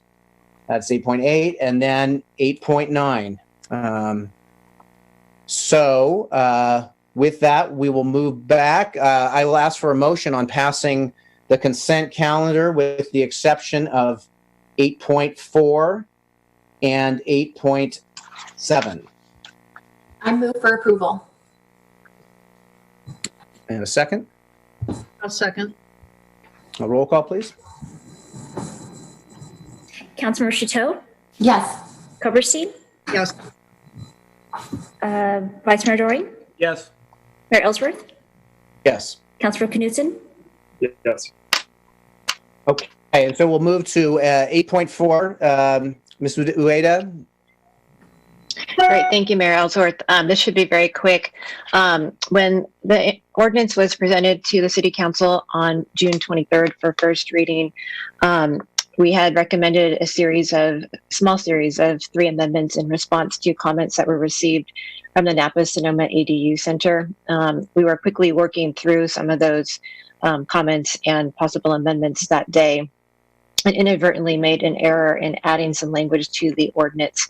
One of the requests that had been made in that comment was to add to the definition of a junior ADU a requirement for there to be an exterior entrance. And so we did add language to the ordinance in section 17.116.030C6E, where a junior ADU includes a separate entrance from the main entrance to the structure, with an interior entry to the main living area.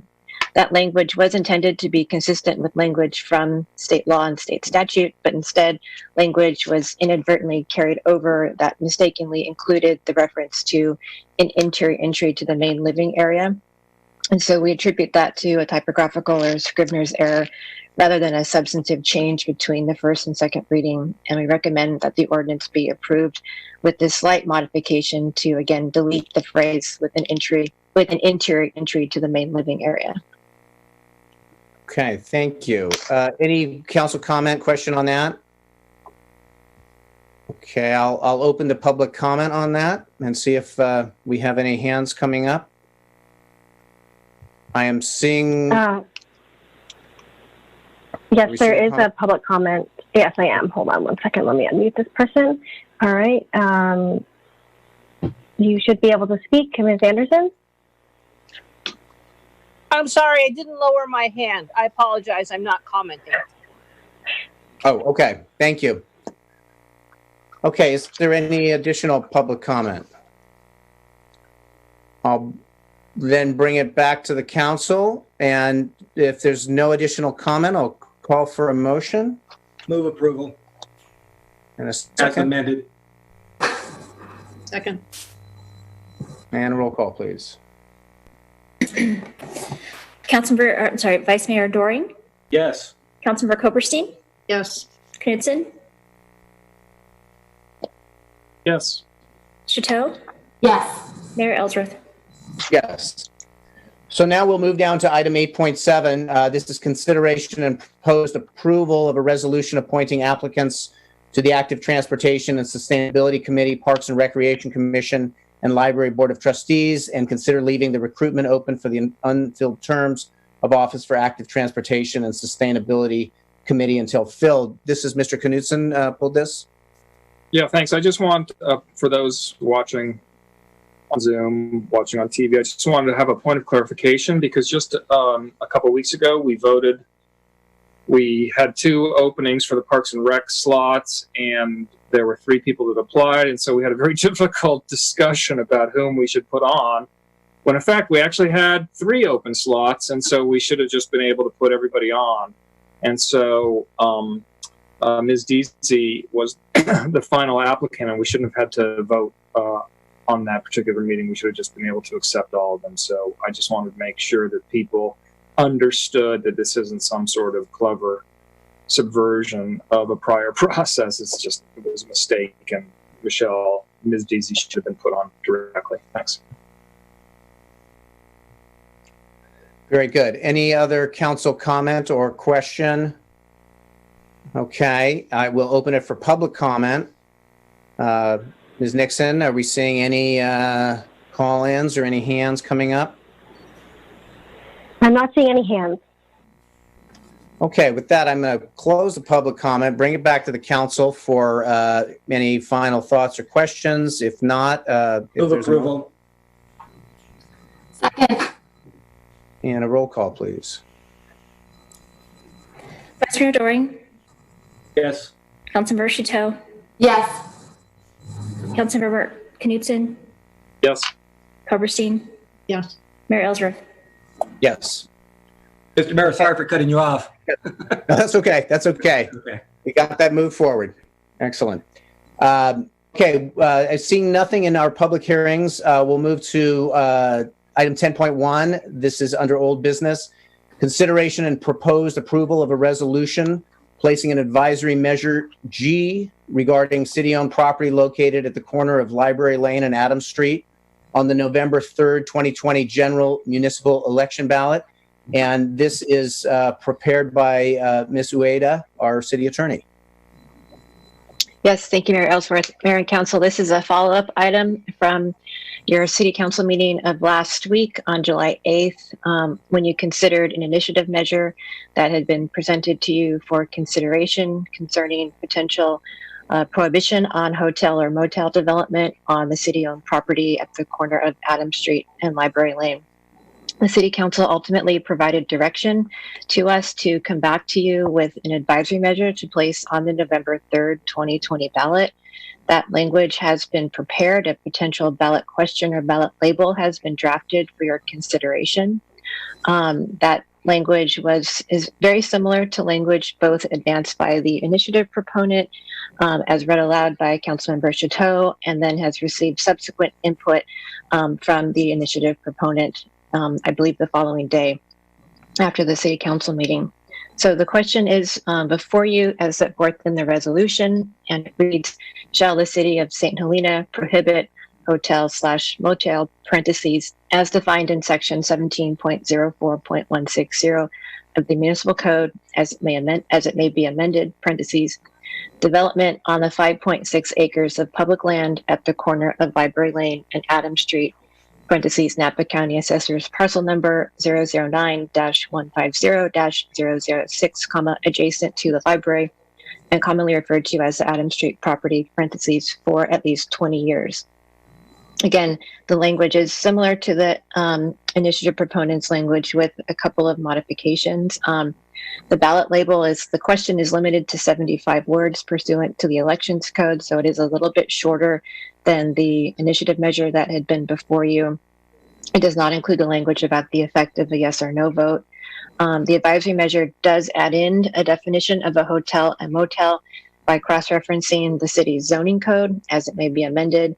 That seemed to be the most appropriate way to include a definition because the city already has definitions in place, and since this is a land use measure or land use type measure, it seemed to be appropriate to reference the zoning code. And finally, the initiative measure provides that the property would be protected for at least 20 years, or the question asked whether the property should be protected for a term of 20 years, while the proposed initiative had asked whether it should be protected in perpetuity. The 20-year language was a suggestion that had been made by the initiative proponent.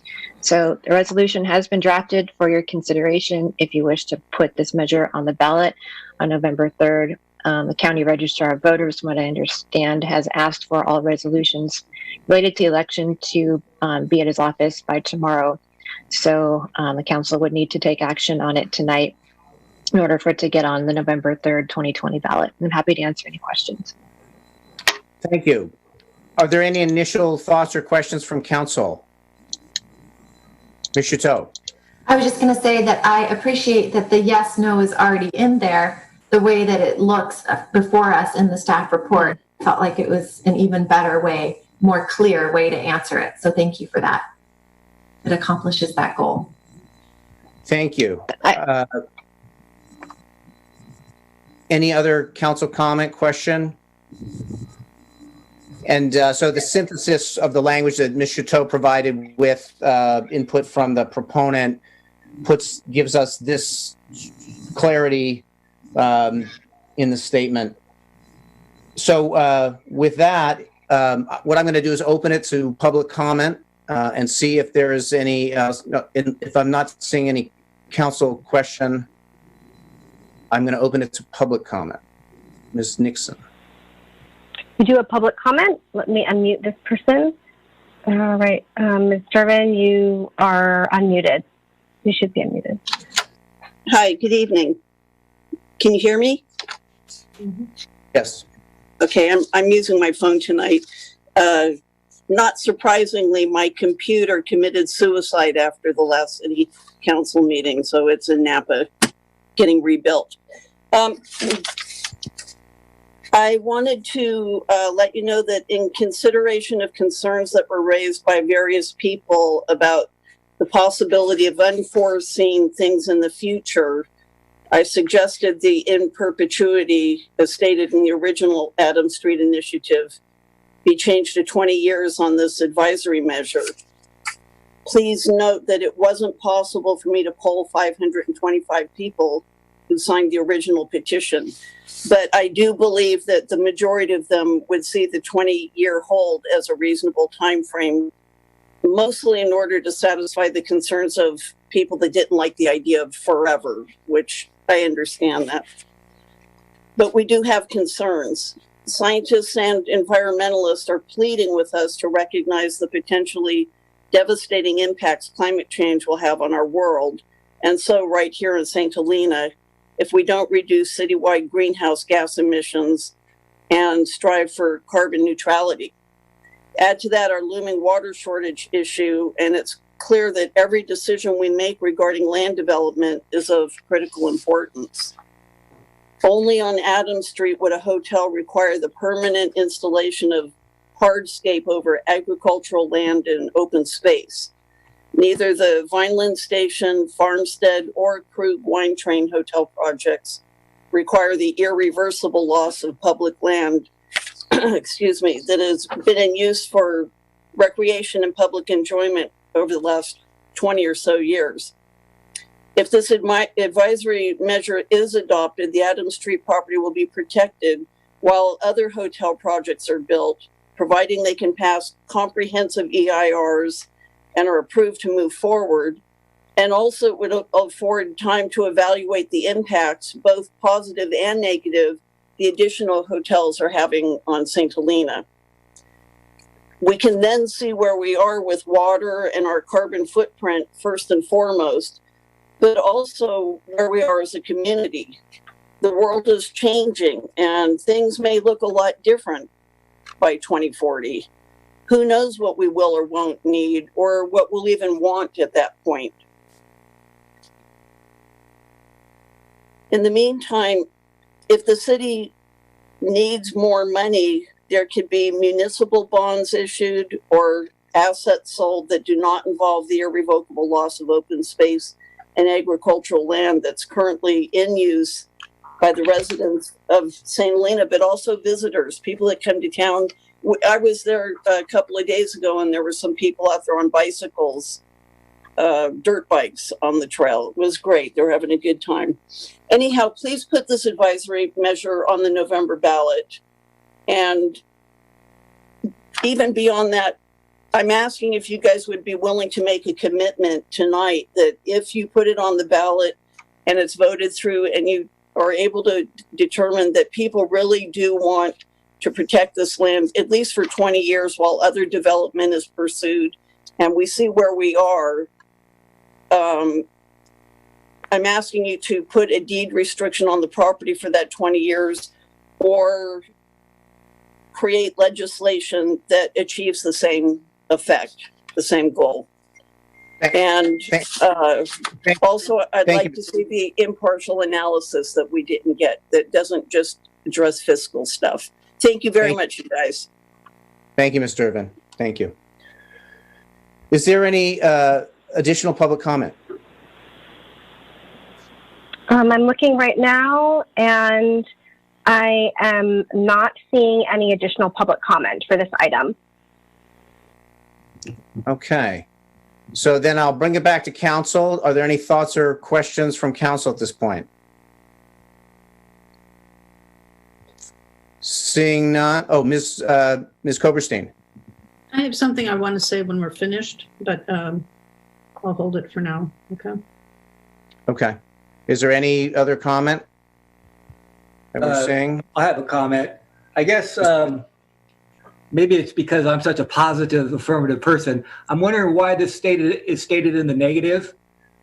Is it because we tried to align it as close as we could to the prior one? Because it seems like we could also say allow the hotel motel. Just thoughts about that idea. Yes, the language was drafted to say prohibit to be more closely in line with the initiative measure. Do the boxes come out looking like that with a really small yes and a really big no box? So the boxes will come out however they're printed in the sample ballot. Okay. I don't have control over that. I'm a visual person. That struck me as interesting. Thank you. Thank you. Additional comments? Okay. Ms. Koberstein, did you have a thought, comment? I have something I'd like to say after I think we have to vote first, right? Yeah, so if there's no additional comment at this point, if there's a motion.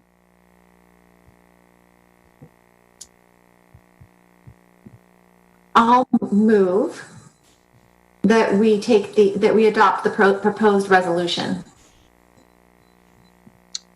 And is there a second?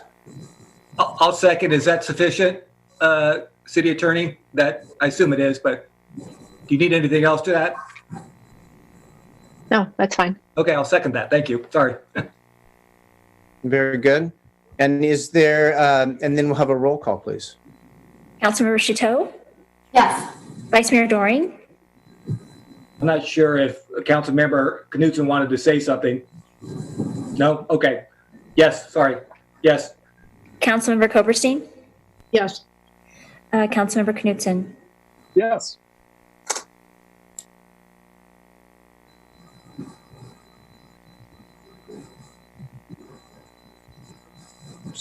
Cindy, I didn't hear you. Oh, I'm sorry. Mayor Ellsworth. Yes. Thank you. And Ms. Koberstein, you had a comment. I'd like to just say something about this whole particular issue. Probably take about a minute and a half. I recognize that on every issue, everyone's entitled to their opinion. And I understand being in politics that criticism comes with the territory. Having said this, I think there are limits and there are some times when lines are crossed. And I've known for some time that in private conversations and in certain circles, some people in town are telling others that Mary, stand to cash in on Adams because I know Chicago developers.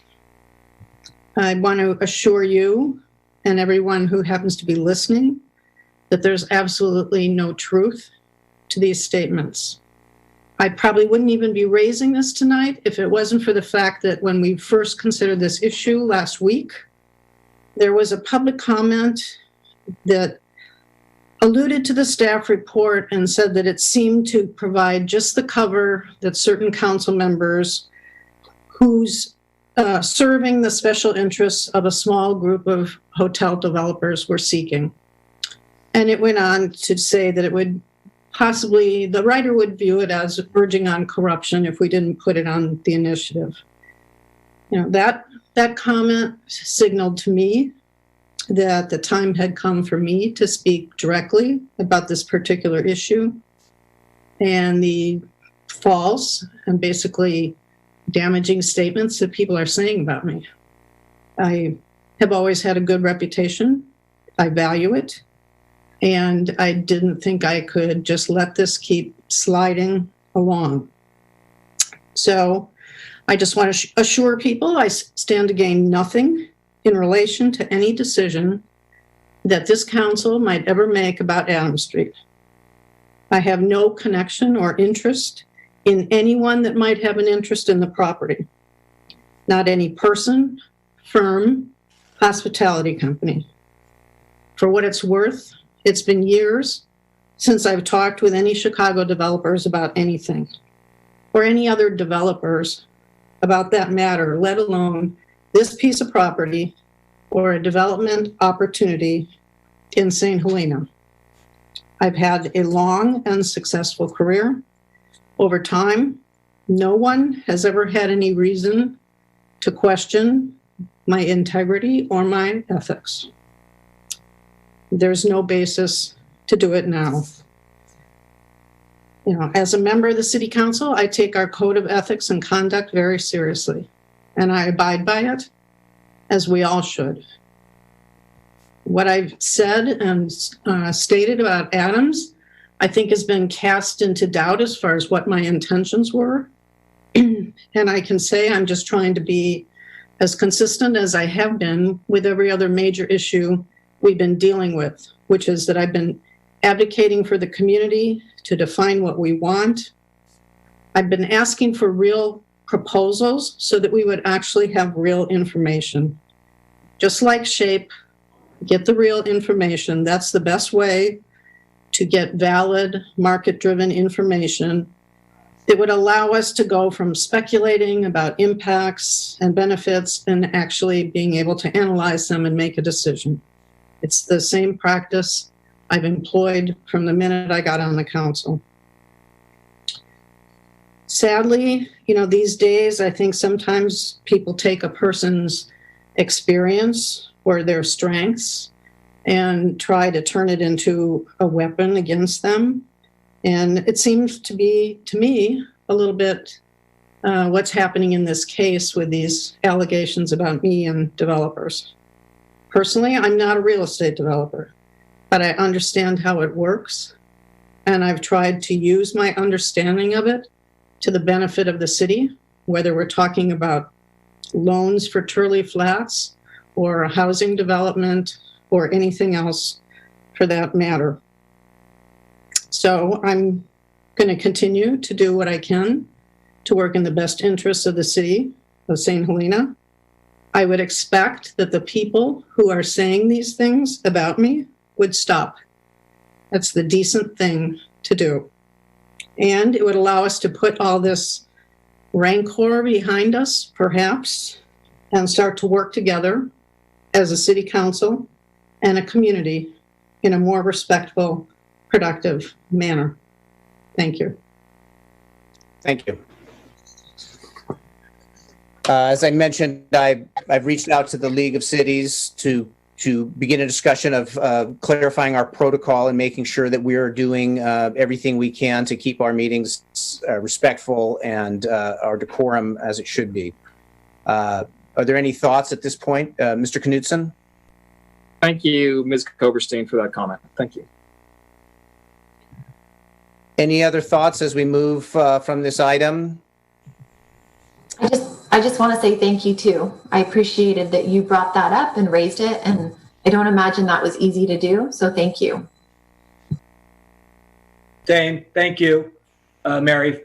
Councilmember Coberstein, I think you made important comments that we all need to take to heart. Just moving along, after the completion of old business, could we take just a really quick break before we go to new business? Absolutely. Yeah, we'll do this next item, and then we'll take a break. Very good. So now we'll move to item 10.2. This is a city manager update on COVID-19 emergency, and this is Mr. Prestwich. Thank you, Mayor. I want to cover a couple of different topics. It won't take very long, but we've had some emerging information and issues to share with you. So today the county announced that there are 12 new cases in Napa County. That brings the total confirmed cases to 530 in our county. Due to rising COVID numbers statewide and in particular counties, the governor announced yesterday that all counties must close indoor operations in several business sectors. The sectors that affect St. Helena include dine-in restaurants, wineries and tasting rooms, movie theaters, and museums. Napa County happens to find itself on a state monitoring list due to the numbers that we're seeing, which means that we also must close the following indoor operations unless an outdoor solution exists. That includes fitness centers, worship services, protests, offices for non-essential sectors, personal hair salon, nails. So the world is continuing to evolve. This continues to remain a fluid issue and is very dynamic. And the county and obviously the cities are hopeful that with community participation and best practices, we'll soon find ourselves off that monitoring list. I do want to share with you that since the council adopted the urgency ordinance to help some of our restaurants in particular and other businesses, we've issued 8 emergency permits. These are over-the-counter permits that have helped a number of our businesses. I also want to let the council know that the business loan program to date has we've issued $160,000 of loans to date. We issued another one today.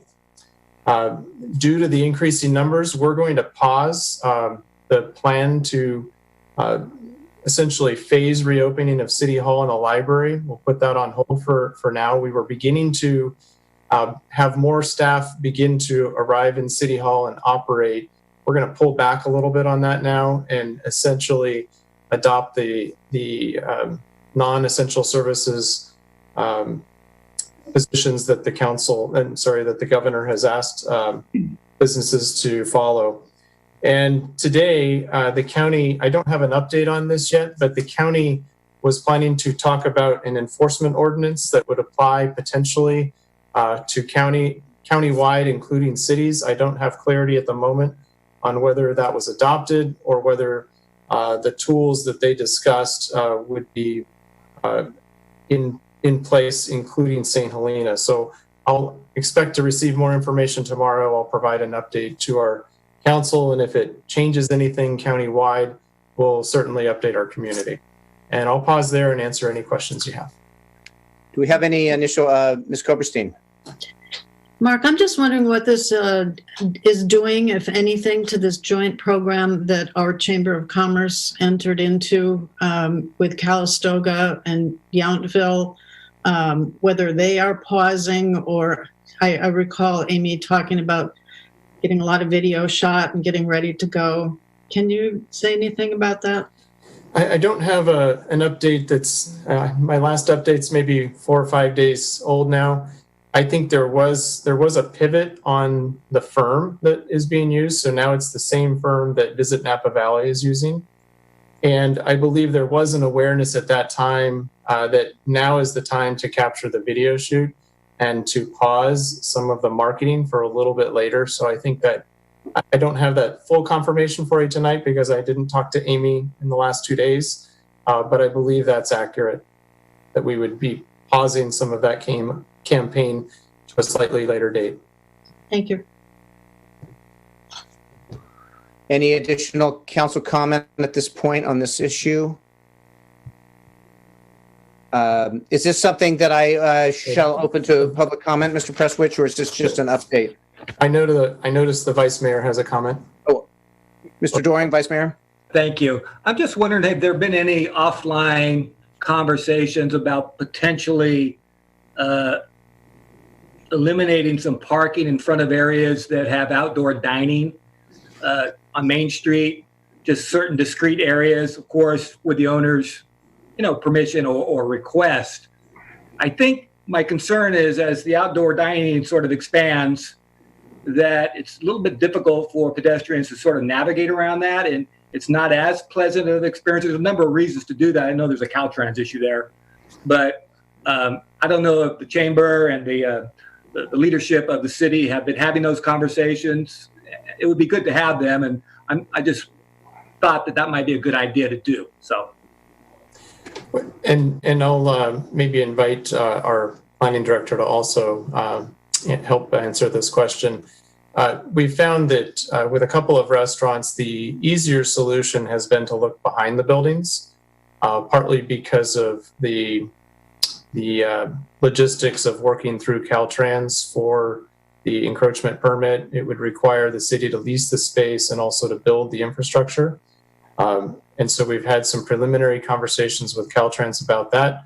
But we found some success in working with a couple of about 3 restaurants in particular that have had some near-term needs to address tables and space. So Maya, you may be able to provide some additional details related to some of those conversations.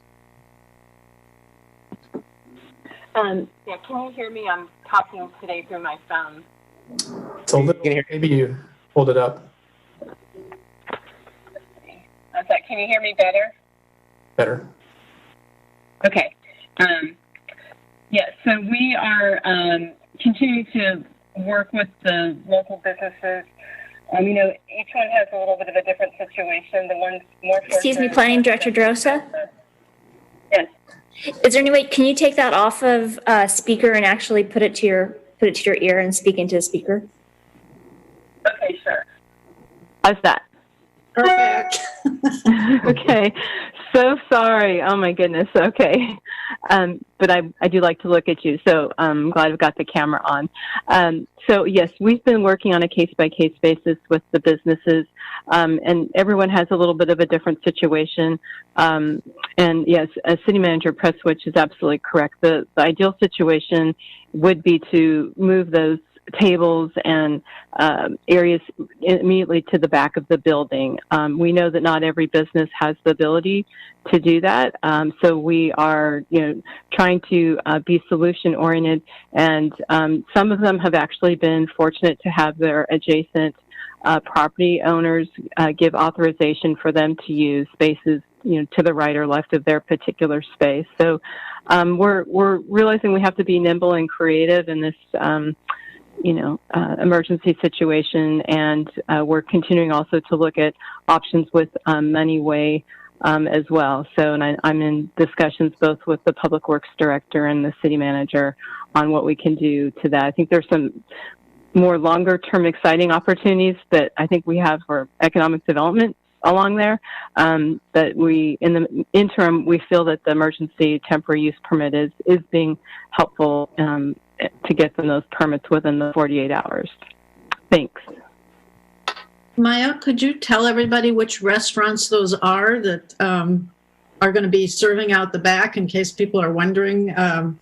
They might think someplace like Market is closed or whatever. Could you? Yeah. Well, I know recently this past week, we've been, Cook is, had an emergency temporary permit issued, and I know they've got a nice setup back there. We issued also a permit for Market, and they actually, I had an updated conversation. They actually may be looking for a different location than the rear parking lot that's off of Moneyway, because they did have some, they wanted to make sure that they had all the safety concerns of pedestrians having to cross Moneyway was a concern. So I just got an updated information from Ernesto on that. And then I know the Gilwoods is another fortunate property that has parking in the back.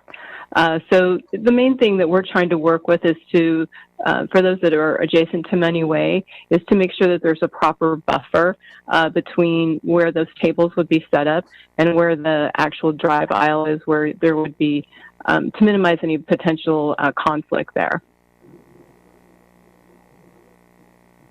Thank you. Mm-hmm. Okay. Are we seeing any other comments or questions from council at this point? Let's see. Mark, is this something I should open to public comment, or is this just, yeah, this is. Okay, so I'm going to open it to public comment. And Ms. Nixon, see if there's public comment at this point. Sure. So I'm looking to see if there's any public comment. Again, you can raise your hand if you're on the app at the top with an iPad or at the bottom with a computer. And I'm not seeing any raised hands right now. Oh, okay. Hold on. I am. Hold on 1 second. Let me unmute this person. All right.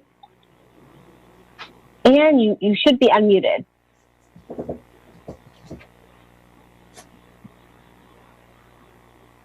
Hello, can you hear me? We can hear you, yes. This is Ann Navarro, and I was not intending to speak on this topic. However, I would like to just briefly take a moment to say that I think St. Helena should do everything they can to assist local businesses, eateries, and interaction in our community that helps keep our businesses thriving and an active community. So I know you'll do all the work to make sure it's safe and appropriate, but I think that many people would support anything that allows the businesses to have their offerings outside. So probably poorly said, but nonetheless, my sentiment is in support of anything that would assist businesses downtown to be successful. Thank you for your opportunity to, Thank you, Mayor. to speak. Thank you, Mayor Navarro. We'll bring it back and see if there is additional public comment.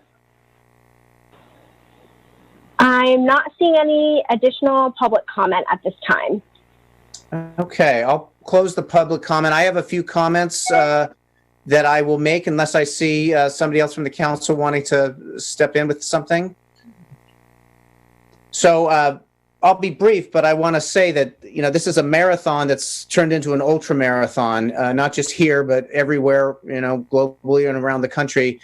I want to offer deep gratitude to this council and the city staff for the amazing focus and the continuing effort and innovation and ways to navigate, finding ways to navigate through this. It's an honor to work through this with you and be part of this, as difficult as it is.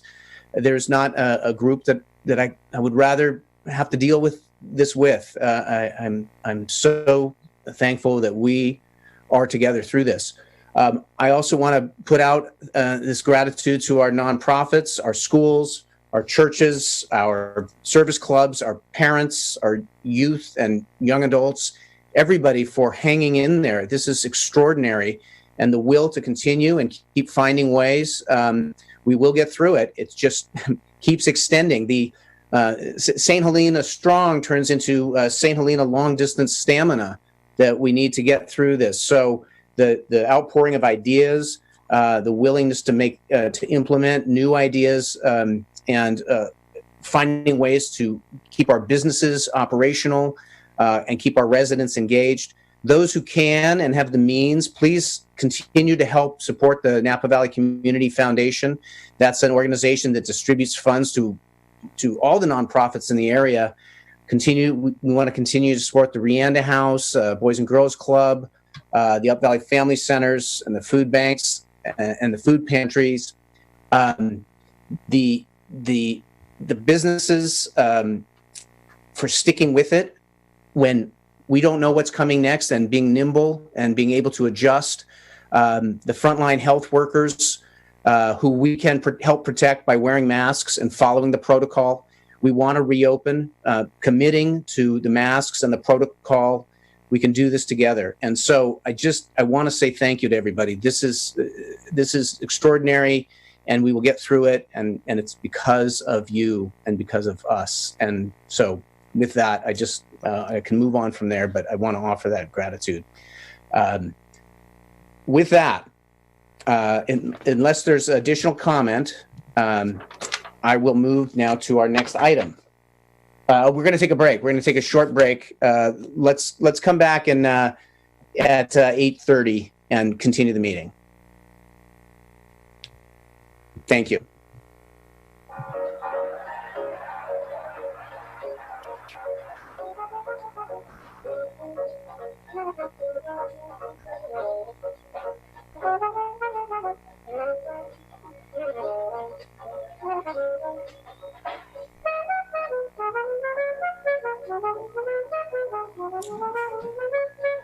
Is everybody muted?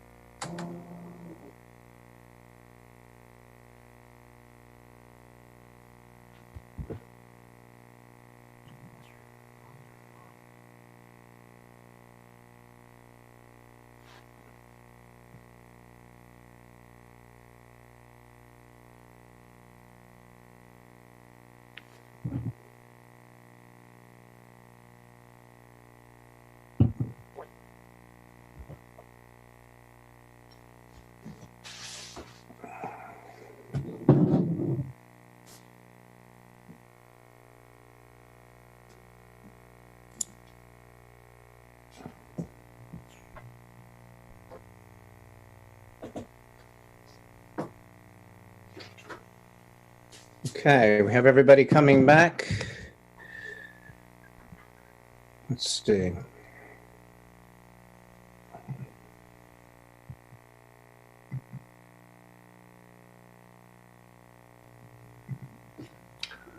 Mr. Mayor, Yes. I'm not sure how we're going to do on time. Maybe we'll go quickly. I'm wondering for council consideration whether we might want to take 11.4. It is somewhat sensitive time-wise, but maybe we can get there. But I know we have to do a response fairly soon to LAFCO. Anyway, it's just a thought. Why don't we? I'm also thinking the NAPA, the ordinance on the moratorium. I want to ask Mr. Presswich if we were to reorder here, if we were to put 11.4 and 11.3 next. What do you think of that, Mr. Presswich, in terms of just timeliness? That sounds fine. And I would start with 11.4 because our presenter is on vacation. Okay. Sort of. Okay, and so, okay, gotcha. I think I understand what you're saying. Okay, and we'll move, and we want, these are all important items, so I want to get to them all. But I think if we go in that order, 11.4, 11.3, then 11.1, and then 11.2, and we'll do it like that. Do we have everybody back on? I'm seeing Ms. Chateau, I'm seeing Ms. Koberstein, I'm seeing Mr. Knudsen and Mr. Doring. Okay. So we're back in the meeting here. We're going to move on to new business. We're going to start with item 11.4. This is discussion and possible direction to staff regarding the local agency formation commission of Napa County draft countywide water and wastewater municipal service review. And this is Ms. Smithies. Are you still with us? And we appreciate it. No, I really appreciate moving it up. I didn't expect that, so thank you. That's what I was really thinking of. Sorry. Appreciate consideration. Let me try to move forward to the item here. So the last year, the county LAFCO has put together. Brennan Freeman has put together. It's been an arduous process as far as their RFP process, and then their consultant coming on board to the municipal service review. And as you all know, it's been difficult the last few months trying to get everyone. I think the first round of comments was back in December that the city staff had a chance to comment on. But the bottom line is there's 6 recommendations of the water and wastewater service recommendations for the city of St. Helena. Overall, countywide, everyone, at least minimally adequate services according to MSR. But the goal is to try to get a level of efficiency through broader organizations, because our smaller organizations are a struggle. Maybe I should start with the PowerPoint first here. I attached the City of St. Helena chapter, the revised notice of public review. There was a public workshop yesterday prior to this meeting. But there's chapter 7 was the City of St. Helena's MSR actual study group. The overall report's in here as well, but I wanted to kind of give you an overview with the PowerPoint. Now, for me to jump through that, I downloaded the report, sorry, so I'm trying to jump to that page via my iPad. So if you give me a second here, I just want to do the PowerPoint first. The municipal service review is about growth and population projections for all the countywide agencies and the special districts that provide utilities of water and wastewater, present and planned capacity, the financial stability, shared facilities, and governmental structures. So 2018, LAFCO kicked off a strategic plan. September 2018, the RFP for the MSR went out. October 2018, they started work. In 2019, we had a draft MSR for internal review and comment. In January of this year, City of St. Helena provided staff comments that included planning, finance, and public works operations. Very collaborative effort, and we still missed, and there's still some corrections that we have, and we have a list of those corrections to provide LAFCO in addition to what council may have to provide.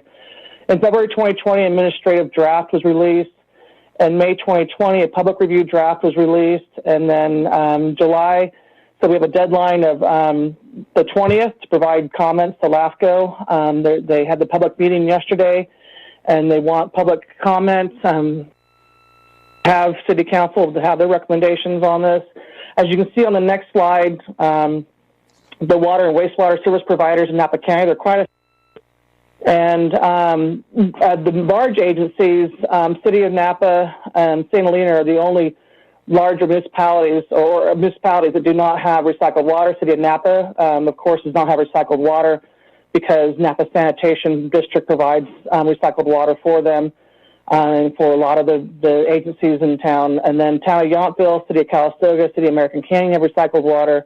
The goal is that City of St. Helena will have recycled water sometime in the short future with our Phase 1 upgrades.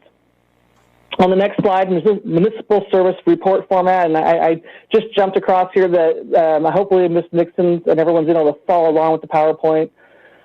Chapter 1 of the whole countywide report is executive summary of all the county-wide agencies. Chapter 2 provides a background, and Chapter 3 provides the overview and recommendations. And chapters 4 through 17 are the various agencies, with City of St. Helena being Chapter 7.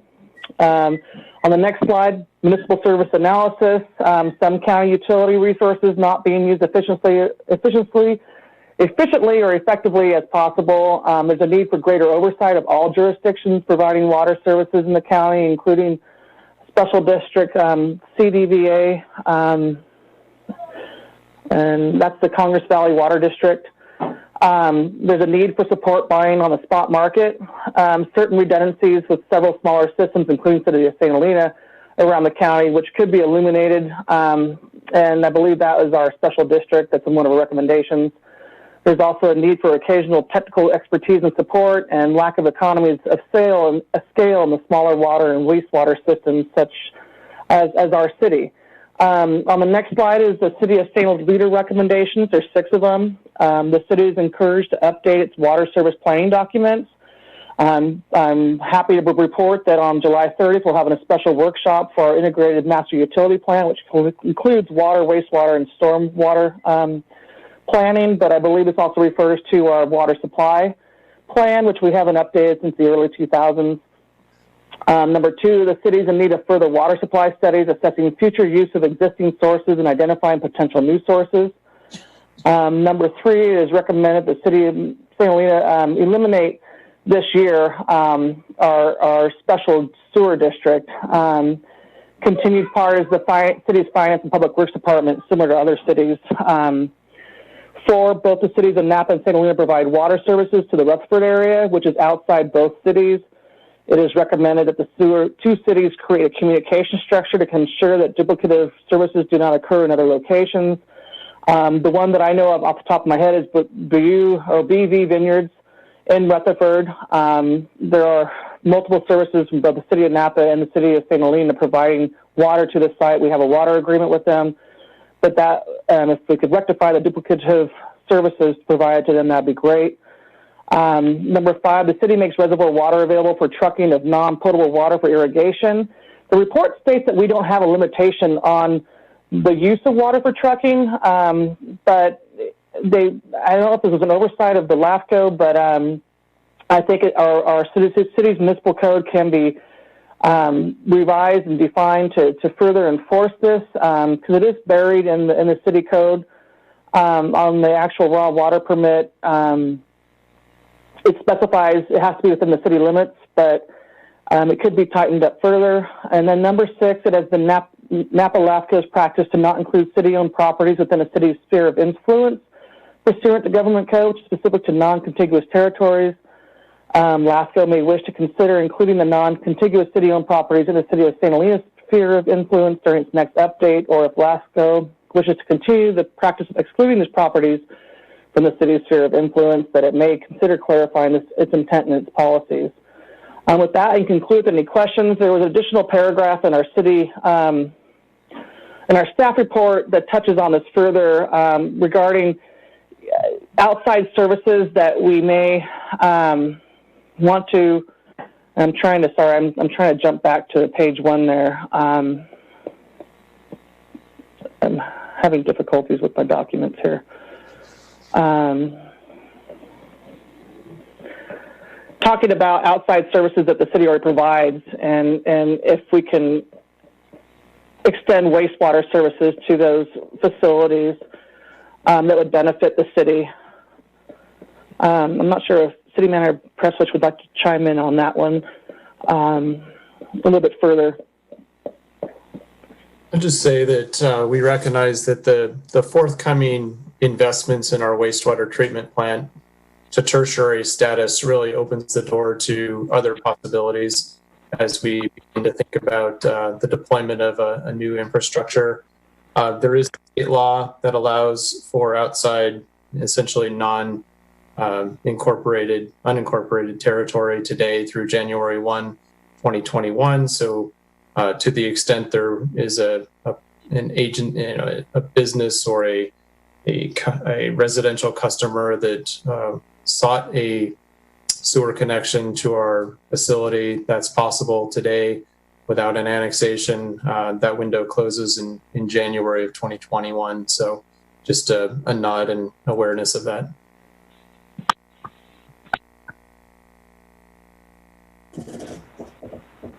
Okay. Do we have any council comments at this point? Any thoughts where we are on this? Mr. Knudsen? Sorry, the iPad, the mute button is in a place I don't expect it. But in terms of recommendations, Ms. Smithies, thank you very much, by the way, for the report. Very helpful and useful. What I didn't see was any information about further protecting our reservoir, which many people have commented seems to be greatly under threat. And it'd be wonderful for us to discuss that even in the LAFCO County of Napa perspective. I'm just not seeing a lot of interest focus by the county or by LAFCO on this critical resource for us. Secondly, number 3, in terms of eliminating our sewer district, I don't like that idea. I think that's actually a negative. I prefer having it in its own sort of lockbox that allows us to not mix it with other city functions. And I like that about the water district as well. I think it would be a mistake to eliminate that sewer district. And then finally, your recommendation number 6, absolutely include city-owned property in our sphere of influence. I can't believe that's even a question. It's we should really push on that. All right, thank you. Additional council comments? I absolutely, may I have the floor? I absolutely agree with Councilmember Knudsen on the issue of making some statements. And I think we have made statements in the past, and we may be able to pull some of those letters out about protecting our reservoir. I mean, we've actually weighed in on that when they created some buffer zones at the county level. So I think we need to resurrect that and maybe bring some urgency to that. I'm not sure in terms of the sewer district. I don't think we've ever met as a sewer district. I think maybe there is, maybe I'm misunderstanding, but that's certainly different than the wastewater enterprise or the water enterprise. Those will continue, but the district itself is run by the city council, right? We don't meet. It's really, I'm not even sure why it exists. So maybe we'll need to know more about its sort of just. If I may. Yes, Ms. Smith. If I could further clarify that, it's seen as an archaic function since we do have we are regularly updating our ratepayer system. Our new general plan prevents a health and safety hazard of extending sewer services beyond the urban limit line.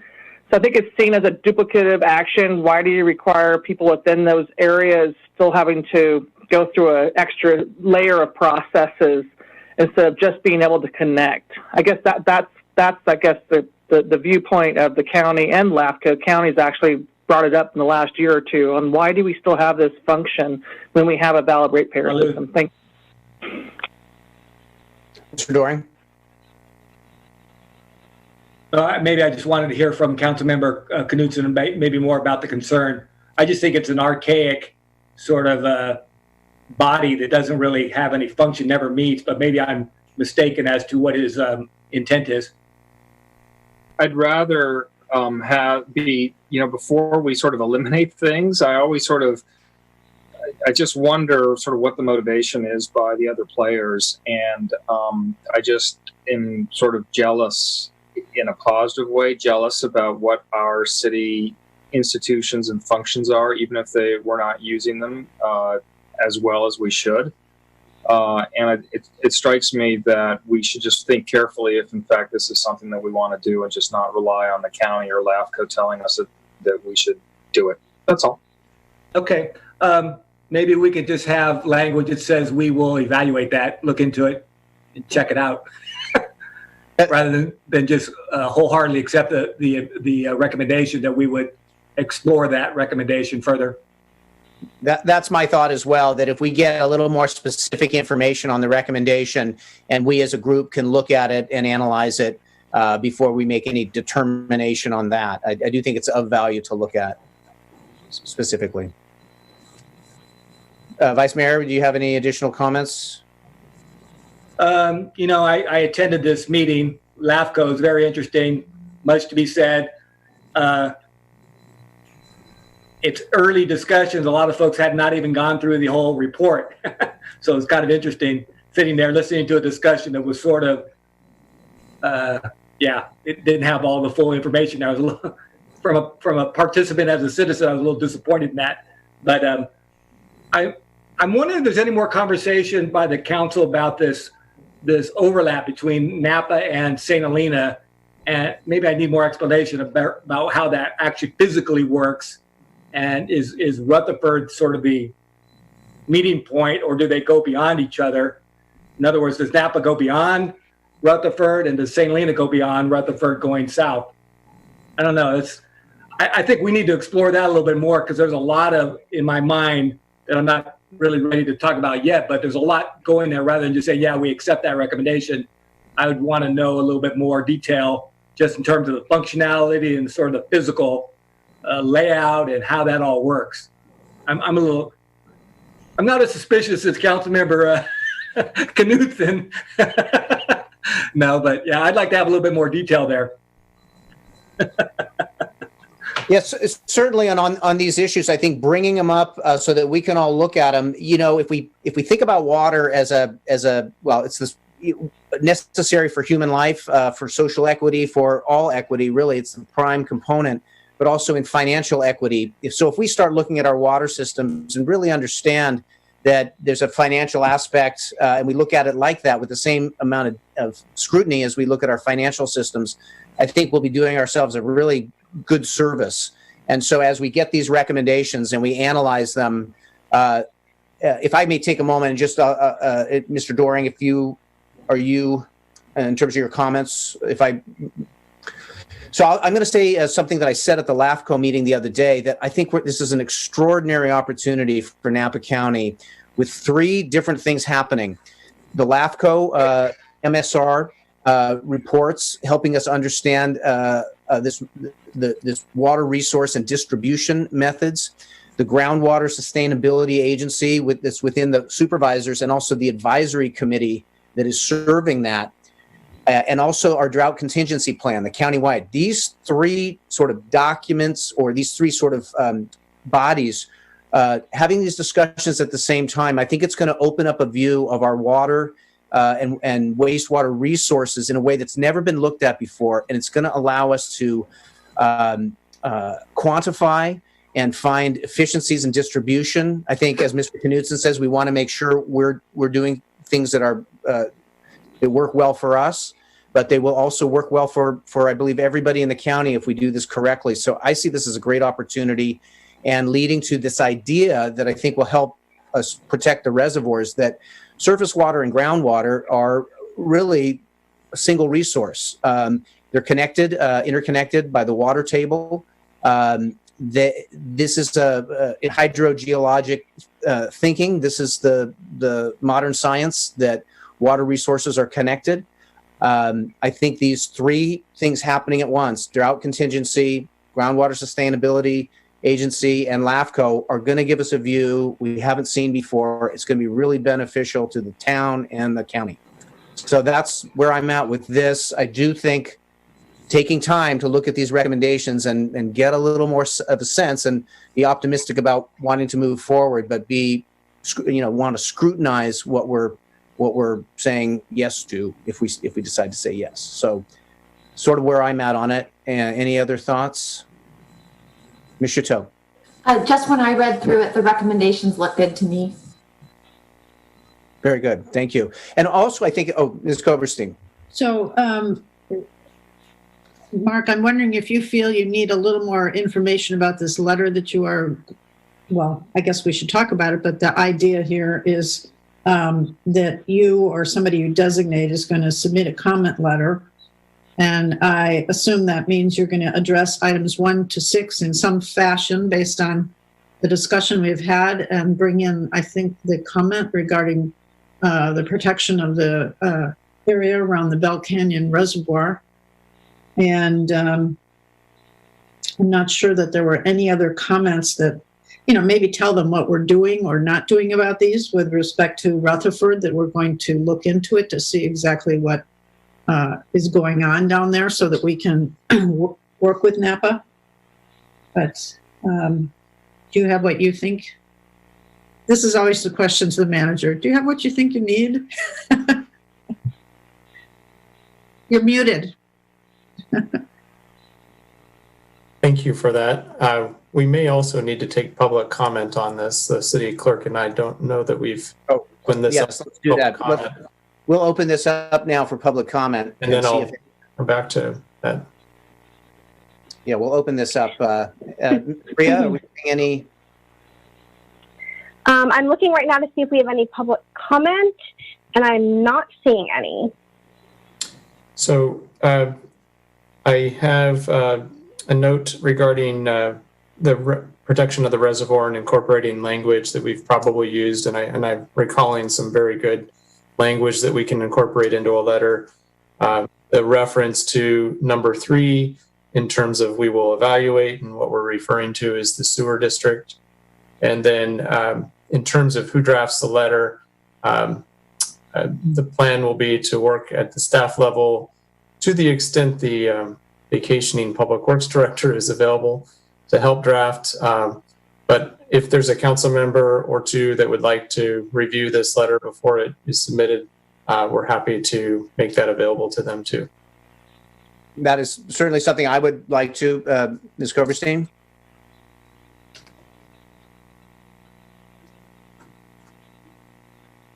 I'm available. You don't have much time to get this letter out, isn't that correct?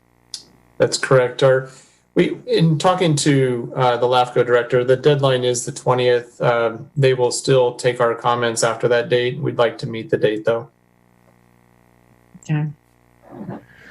Can we also add some language that the Public Works Director talked about in terms of item number 5 and the trucking of non-potable water? She seemed to think that we actually do have some limitations, and so we may want to add some clarifying language there. Sure. And I also wanted to let you know, in terms of the questions about the Rutherford infrastructure, we can probably address that on July 30th when we bring you the underground utilities master plan draft. Okay. With that information. We can incorporate that into that presentation. One other aspect I'll just bring up is that I think in looking at this, we'll start to be able to find a balance between municipal use and agricultural use that has been somewhat vague over the years. And I think that discussion is going to really help us find ways to protect our reservoirs. So I'm optimistic that we're in the middle of a process that's going to open up some discussion and some good benefits all the way around. So this is a good step forward. Thank you. Okay. So with that, Mr. Presswich, I believe you've got what you need, and yes, we'll move on. We'll move on now to our next item, and we've moved 11.3 forward. Mr. Mayor? Yes. Before we move on, could we have a motion to move beyond 9 p.m.? Yes. I will. Is there a motion? Yeah, do we have 3 items left? 11, 1, 2, and 3, right? Yeah. I'll move that we extend for a half hour. I'll second. We will finish earlier. And a roll call, please. Councilmember Koberstein? Yes. Chateau? Yes. Knudsen? Yes. Vice Mayor Doring? Maybe. Yes. Mayor Ellsworth? Yes. Okay, we're going to move on to discussion of 11.3. This is discussion of County of Napa's ordinance imposing a moratorium on residential and commercial evictions. And this is our city attorney, Ms. Ueda. Yes, thank you, Mayor. I'll try to be brief and won't be too duplicative of the staff report. So this item is before you following a city council request for more information that you made during your June 23rd meeting. Earlier in that day, on June 23rd, the Napa County Board of Supervisors adopted an urgency ordinance amending the Napa County Code to temporarily prohibit residential and commercial evictions of any tenant who can demonstrate that the tenant's failure to pay rent is due to a substantial loss of income or substantial out-of-pocket medical expenses related to the COVID-19 pandemic. The reason why it's before you is because the new ordinance applies to both residential and commercial real property owners in both the unincorporated area of Napa County, as well as to the incorporated cities and town of Yountville. So it applies to the city as well as within the county. And the ordinance basically prohibits a landlord from issuing a 3-day notice to pay or quit if the tenant is timely paying rent, and then there's actually an extended repayment period as well. The final version of that ordinance that was adopted by the county does allow any city council of any incorporated city to exempt itself from the ordinance if it so chooses. The question that is before the council was, what specific authority did the county rely on to have the ordinance apply within the incorporated cities?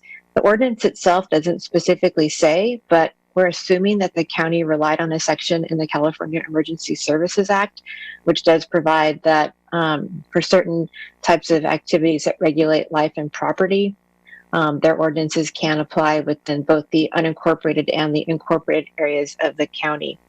There isn't a whole lot of case law on this. The section that we believe the county relied on does specifically mention curfew, but doesn't specifically address other examples of things that the county can regulate. But we believe that the county's orders to not only adopt curfews, but also a number of their public health orders that are applicable within the city in light of COVID-19 are presumably reliant upon this particular code section that they use to adopt this residential and commercial moratorium ordinance. So that's how we believe the county has regulated in this area.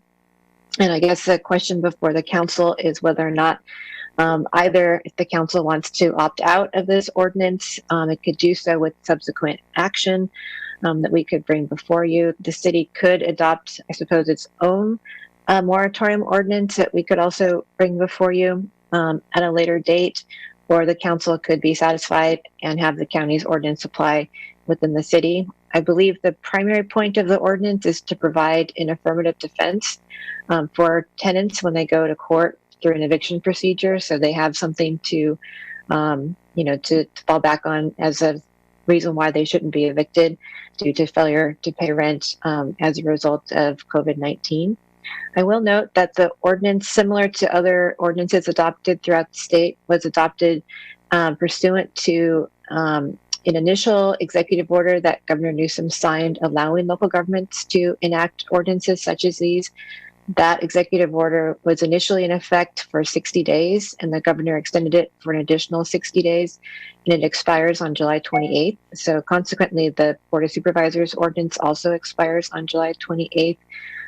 It hasn't been extended yet. I don't know if it will be at the end of the month, but that is the authority that local governments have been relying upon. So if the council is interested in adopting its own ordinance, we would have to hope and look out for a possible future extension of Governor Newsom's ordinance. And the Board of Supervisors ordinance similarly provides that its ordinance expires on July 28th unless subsequently extended.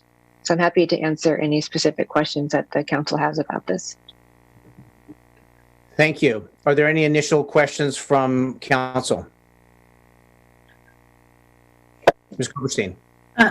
I just want to say thank you. It wasn't clear to me how they had the authority to do this. I don't think we need to do anything ourselves, particularly since you're all very busy anyway. I think it adequately covers the issue. So, thank you. I'll just give a little bit of background in terms of how this came forward. It was moving fairly slowly, and then the county realized that the state's orders were coming up and made the decision to move fairly quickly. And so the process by which it came to the city was not maybe done in a way that would have happened in a non-emergency circumstance. But they did move it forward with the idea that uniformity through the municipality, through the whole county, would be a better way to approach it. And so coming to us now is not the way that in normal circumstances, it's recognized this process did not give the council, our council, the ability to weigh in ahead of time. And so having it come to you now and us discussing it as a council, I think is very important, and with the recognition that it went from moving very slowly to moving very quickly, and just trying to stay in front of something to keep stability in the community as we move through this situation. Any other council thoughts here? Ms. Chateau? I'm satisfied with the ordinance, and I think that it's a good thing that we're doing it countywide. I was a part of a couple of the meetings as it was being discussed, and there was a large property owner that was a part of one of the meetings that I attend, and this ordinance was of things that he was already doing, using it as a best case example of what works. So I'm very satisfied with what ended up coming together with this. It was based on the Solano ordinance, and also, as Ms. Chateau, and she was at a number of these meetings, a large real estate company from a sort of a landlord's perspective of what would work for them. So it was sort of a synthesis. Any other thoughts here? I'm going to open it up to public comment. Seeing none, no more council comments. Ms. Nixon, is there any public comment at this point? I'm looking right now to see if there's any public comment for this item, and I am not seeing any. Okay, thank you. So I'll bring it back to council. If there's no, am I seeing any other thoughts or questions? Seeing none, we'll move on. This is a discussion item, and so I think we're satisfied with what we have. So, Mr. Presswich, you have what you need on this item? Okay. Yes, thank you. Very good. Okay, so now we're going to move to item 11.1, and this is the discussion of. Thanks, Ms. Ueda, for that item. This is 11.1. This is discussion and direction regarding Parks and Recreation Commission recommendations on walking routes, trails, and publicly accessible open space. And this is Mr. Presswich, our city manager. Thank you, Mayor. And this is really both an informational as well as a procedural item tonight that we're bringing you. In May of 2019, the Parks and Rec Commission created a subcommittee on accessible open space and trails. Our council liaison to that commission is Councilmember Knudsen, and he was a part of and has been a part of conversations related to the work of that subcommittee. That subcommittee did a lot of work, and I'm going to invite Councilmember Knudsen in a moment to describe some of the work that they did, and present and essentially summarized some recommendations that they brought to the Parks and Rec Commission. They were ready to do that in early 2020, and just about the time we were scheduling that conversation, the COVID emergency emerged. And so that conversation happened at the Parks and Rec Committee Commission meeting on June 15th. The full committee endorsed the subcommittee's recommendations, that the recommendations be brought to the City Council. And so tonight we're sharing these ideas with you. with the idea that the council, if they're interested in advancing these initiatives, the city manager would recommend that we add this to the 2020 work plan. And we touched a little bit on it last week, but we didn't have the opportunity to really get a bit more into the weeds as we will tonight. And then secondly, that we, if this is of interest, that we have the Parks and Rec Committee subcommittee work with staff and the city attorney's office to further advance and bring forward some of the recommendations or all the recommendations that are contained in these documents. So with that, let me invite Councilmember Knudsen to tell you a little bit more about the background and some of the conversations and ideas that have emerged from this subcommittee and our Parks and Recreation Commission. Thanks, Mark. And that's a good summary. This is really a procedural, and I'll be efficient because it's after 9 o'clock.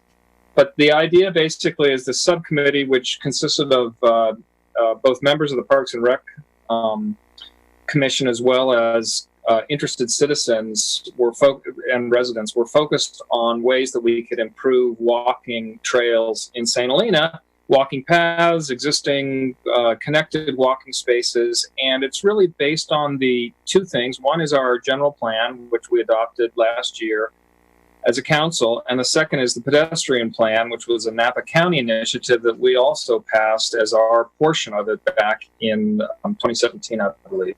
And the idea is that we really, we're a world-class region for wines, right? And we're a world-class region for hospitality. And can we also be a world-class region for outdoor, passive, and active recreation opportunities, and for allowing our residents and visitors to have other activities in town that will further enhance St. Helena as both a destination and as a lovely place to live. And so I just want to emphasize sort of three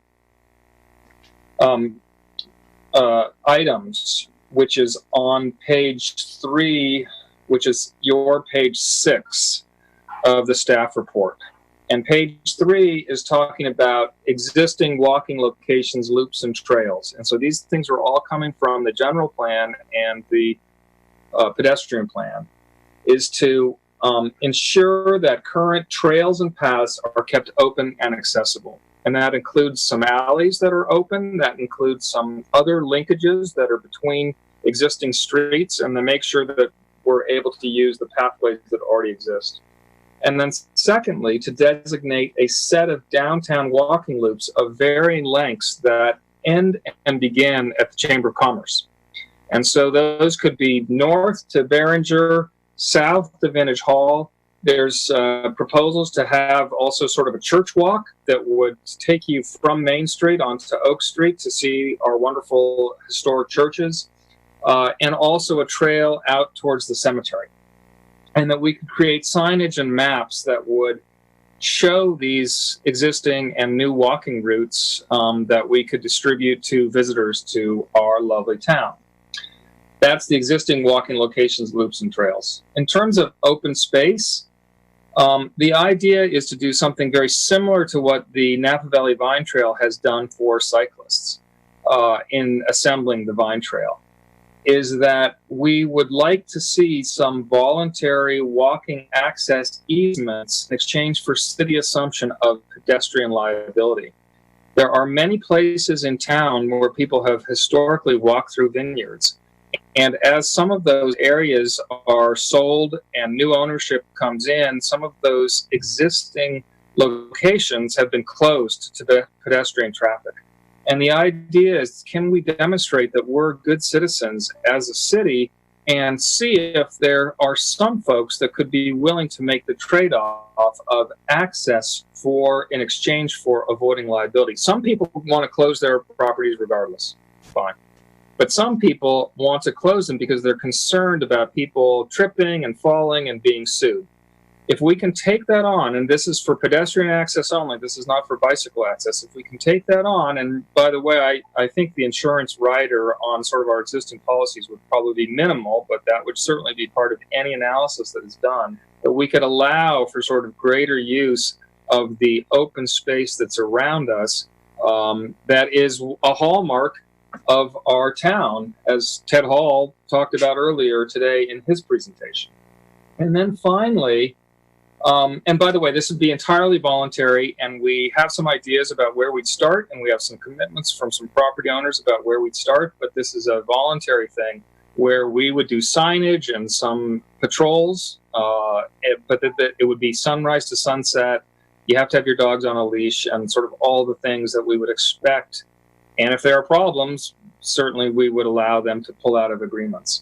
And then finally, there are mitigation fees for pedestrian connectivity. And so in exchange or for relief from proposed mitigation fees, we would like to allow larger developments to be able to designate publicly accessible walking trails in those areas rather than them paying fees. Because the fees, what are we going to do with them? We'd rather actually have the access. And some of these development areas are places where people have traditionally walked, and then they may not be able to otherwise. Those are sort of the three sort of main pushes, but we also want to continue to work on identifying walking locations and routes in town. We want to talk about a turnaround loop at the end of the Library Lane Adams Street walking path to the river, down by the river. We want to talk about trail extensions over the long term and perhaps an accessible trail around the York Creek property. And that is what the subcommittee was working on all summer and fall. And we did get interrupted by COVID, but I would love to have your feedback, thoughts, and hopefully endorsements so that we can spend a little bit of staff time to actually flesh this out. Thank you. David, thank you for your wonderful leadership on this. It's just amazing. And it's timely and appreciated. It's really terrific. And presented in a really concise and understandable way. It's really a great concept. Any council comment at this point? Ms. Koperstein, Mary. I think the voluntary easement program, well, I think all three of them are really good. The voluntary easement program is a good one, and you might want to confer with the city attorney, but my recollection was we undertook maybe this same potential liability with the Vine Trail with the section that was going to come through Behringer. That I remember it being a discussion item the night that they brought that to us. So if we're already doing it with bicycles, why wouldn't we, maybe be doing it with pedestrians? But and the larger development comment, I think that's a great comment. And Paul, in fact, brought it up tonight, with respect to the Farmstead lodging. Do that instead of paying some fee. So this is great. I think it's exciting work. Thanks. Thank you. Any other? I'm very Mr. positive about this. I fully endorse every single recommendation. I'm not sure what you mean by the sponsor as the city attorney. Flesh that out. Caveat, got to look at the insurance, got to look at the liability. It's going to be a case-by-case exposure. Some properties are going to be more risky than others. The lawyer in me is like, oh, that's a little nerve-wracking. But in general, I think it's we should take advantage of the beauty that we have, the spaces that we have. And, as we get further along with our climate change urgency, these are the things that people are going to be looking for peace of mind. And mindfulness, being outdoors, it's good for mental health, good for physical health, good for business, all good. So, yep. Thank you. Ms. Chatel? Just thank you very much. I'm in support of all of it. It's walking around all of these paths and trails informally are my favorite thing about living in St. Helena. It's something that makes us really unique and special, and this will make it even more so. So thank you. And your vision and sticking with it and pulling it together like this is just remarkable. So thank you. I'm going to open up to public comment. See if there's any public comment out there, Ms. Nixon. Yes, we do have public comment from someone. Let me unmute this person. All right, you should be unmuted. Hi, it's Nancy Durbin again. Mr. Knudsen, this is a stellar presentation, and all the concepts are just so exciting.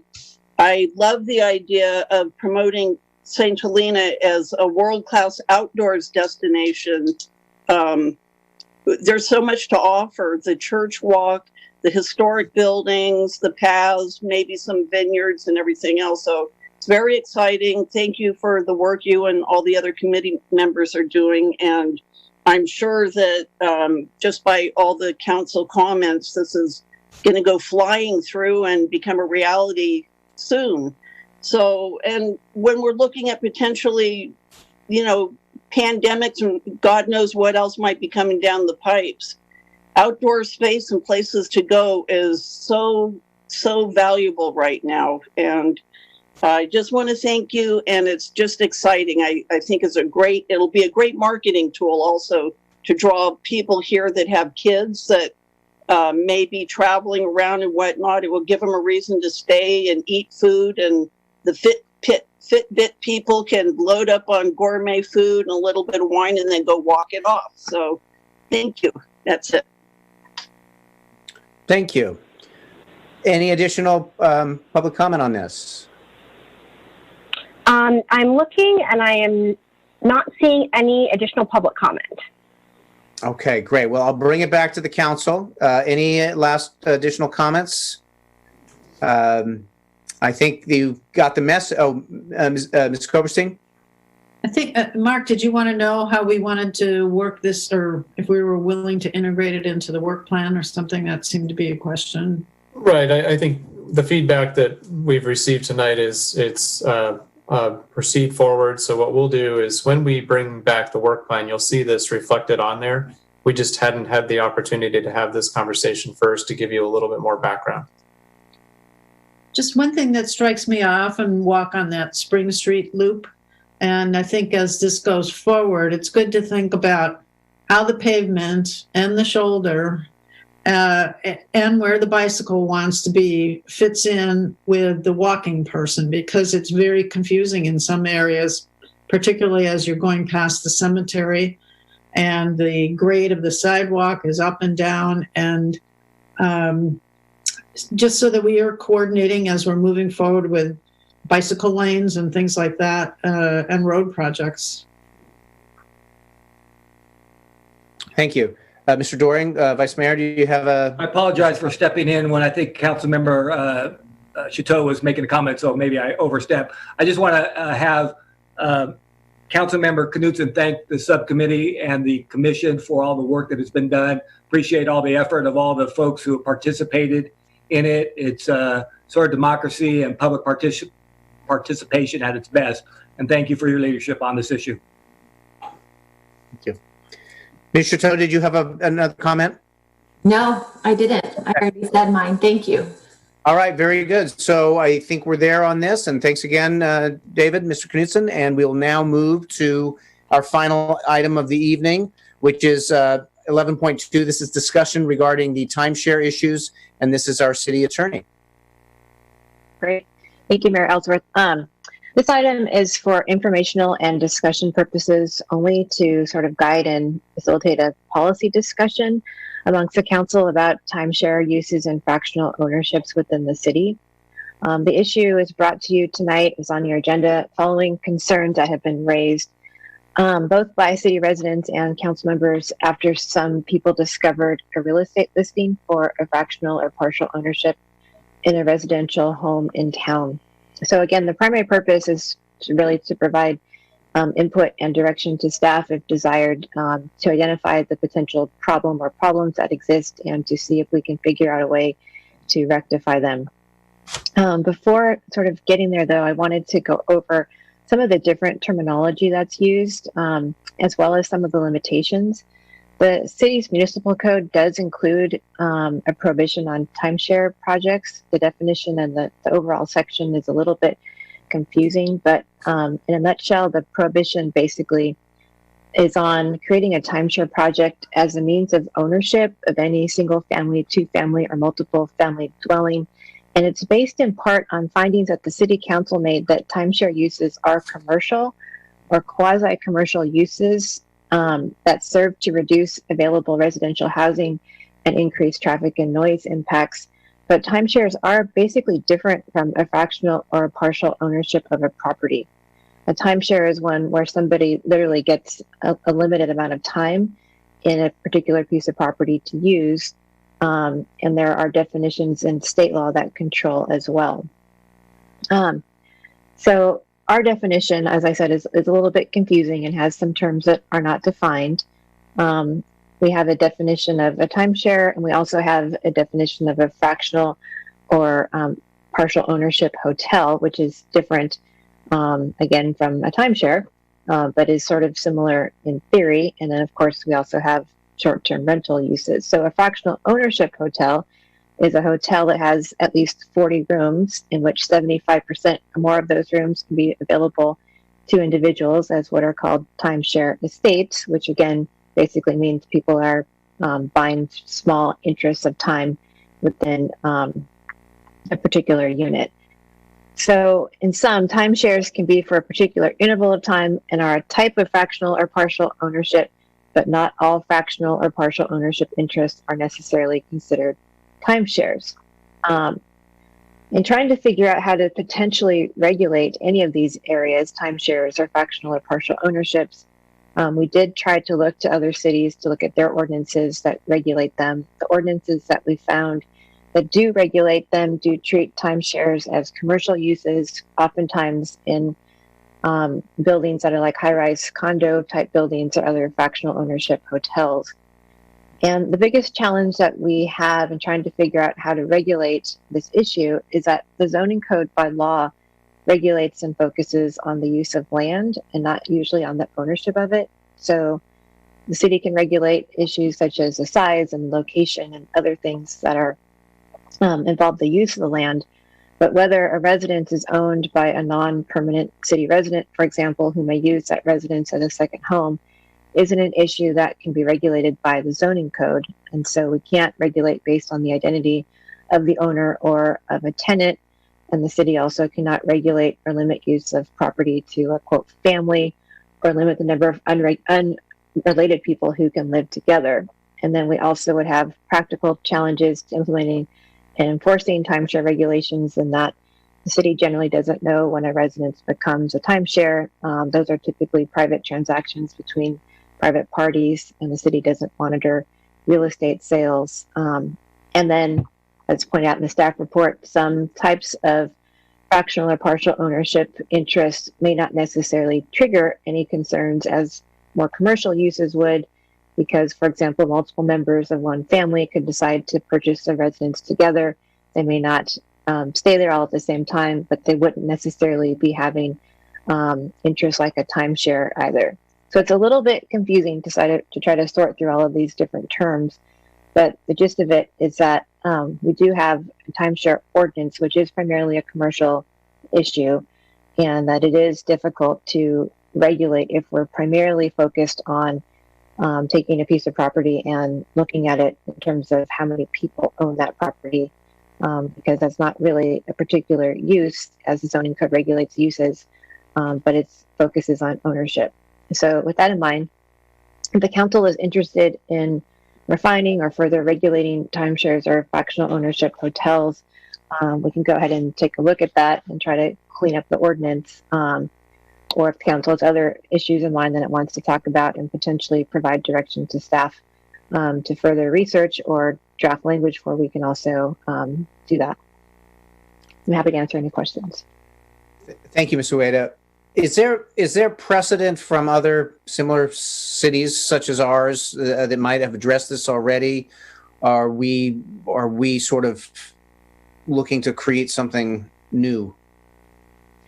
So we have done some research into trying to find other cities' ordinances that regulate timeshares. Like I said, we did find some, but when we took a look at what I think are the actual timeshare uses that are regulated within those communities, they tend to be places that have a lot of actual timeshare units available for purchase, such as those within high-rise condo buildings. So I think this situation that has been raised as a concern from what I understand, primarily involves residential units, and we have yet to come up with any examples of other cities. It doesn't mean they don't exist. We haven't been able to find them. I believe both our office and the planning director has done some research into this. Okay, thank you. Council comments, questions at this point? Question. Ms. Coberstein? First of all, I think our whole timeshare thing probably came into being when Rodney Friedrich brought his hotel forward. I'm not sure about that, but I think what concerns me about this and what the neighbors raised was, instead of having one family living next door to you, you had maybe six. They alternated when they arrived, and they felt, I think they alluded to it being like a short-term rental, but it certainly maybe isn't what the people think when you buy a single-family dwelling in an area that is zoned for single-family homes. And I know over the years the definition of what's a family has gotten broadened, but I'm just wondering if there's a way to address the concerns of the neighbors if you see one, because I'm sympathetic to what they're saying. We have multiple people next door coming in and out. It's not really short-term rental, but what can we do about that? Anything? Well, I guess it depends on what the specific impacts are, because we have also thought about that as well, because if the issue is primarily that there are different people coming in and out of a unit or a house, I'm not entirely sure what can be done about that, right? Because different people could be at a house at any given time for whatever reason. They could be guests, or they could be people who own the house and their siblings or whatever. The direction that we've gone in terms of potential regulation is that if there's a concern about impacts that are caused from having too many people basically at a particular residence, then those impacts can be addressed by current standards in place for noise and parking standards and that type of thing. So I think it's one thing to talk about people versus the potential impacts that could result. And if there are specific impacts, we can look at what we have in place, or if there are additional changes that could be made to perhaps the nuisance abatement procedures and the nuisance, what we would define as a nuisance for sort of having, a more quiet neighborhood. I hear what you're saying. It just seems to be sort of an end around our short-term rental ordinance, or it could be used that way.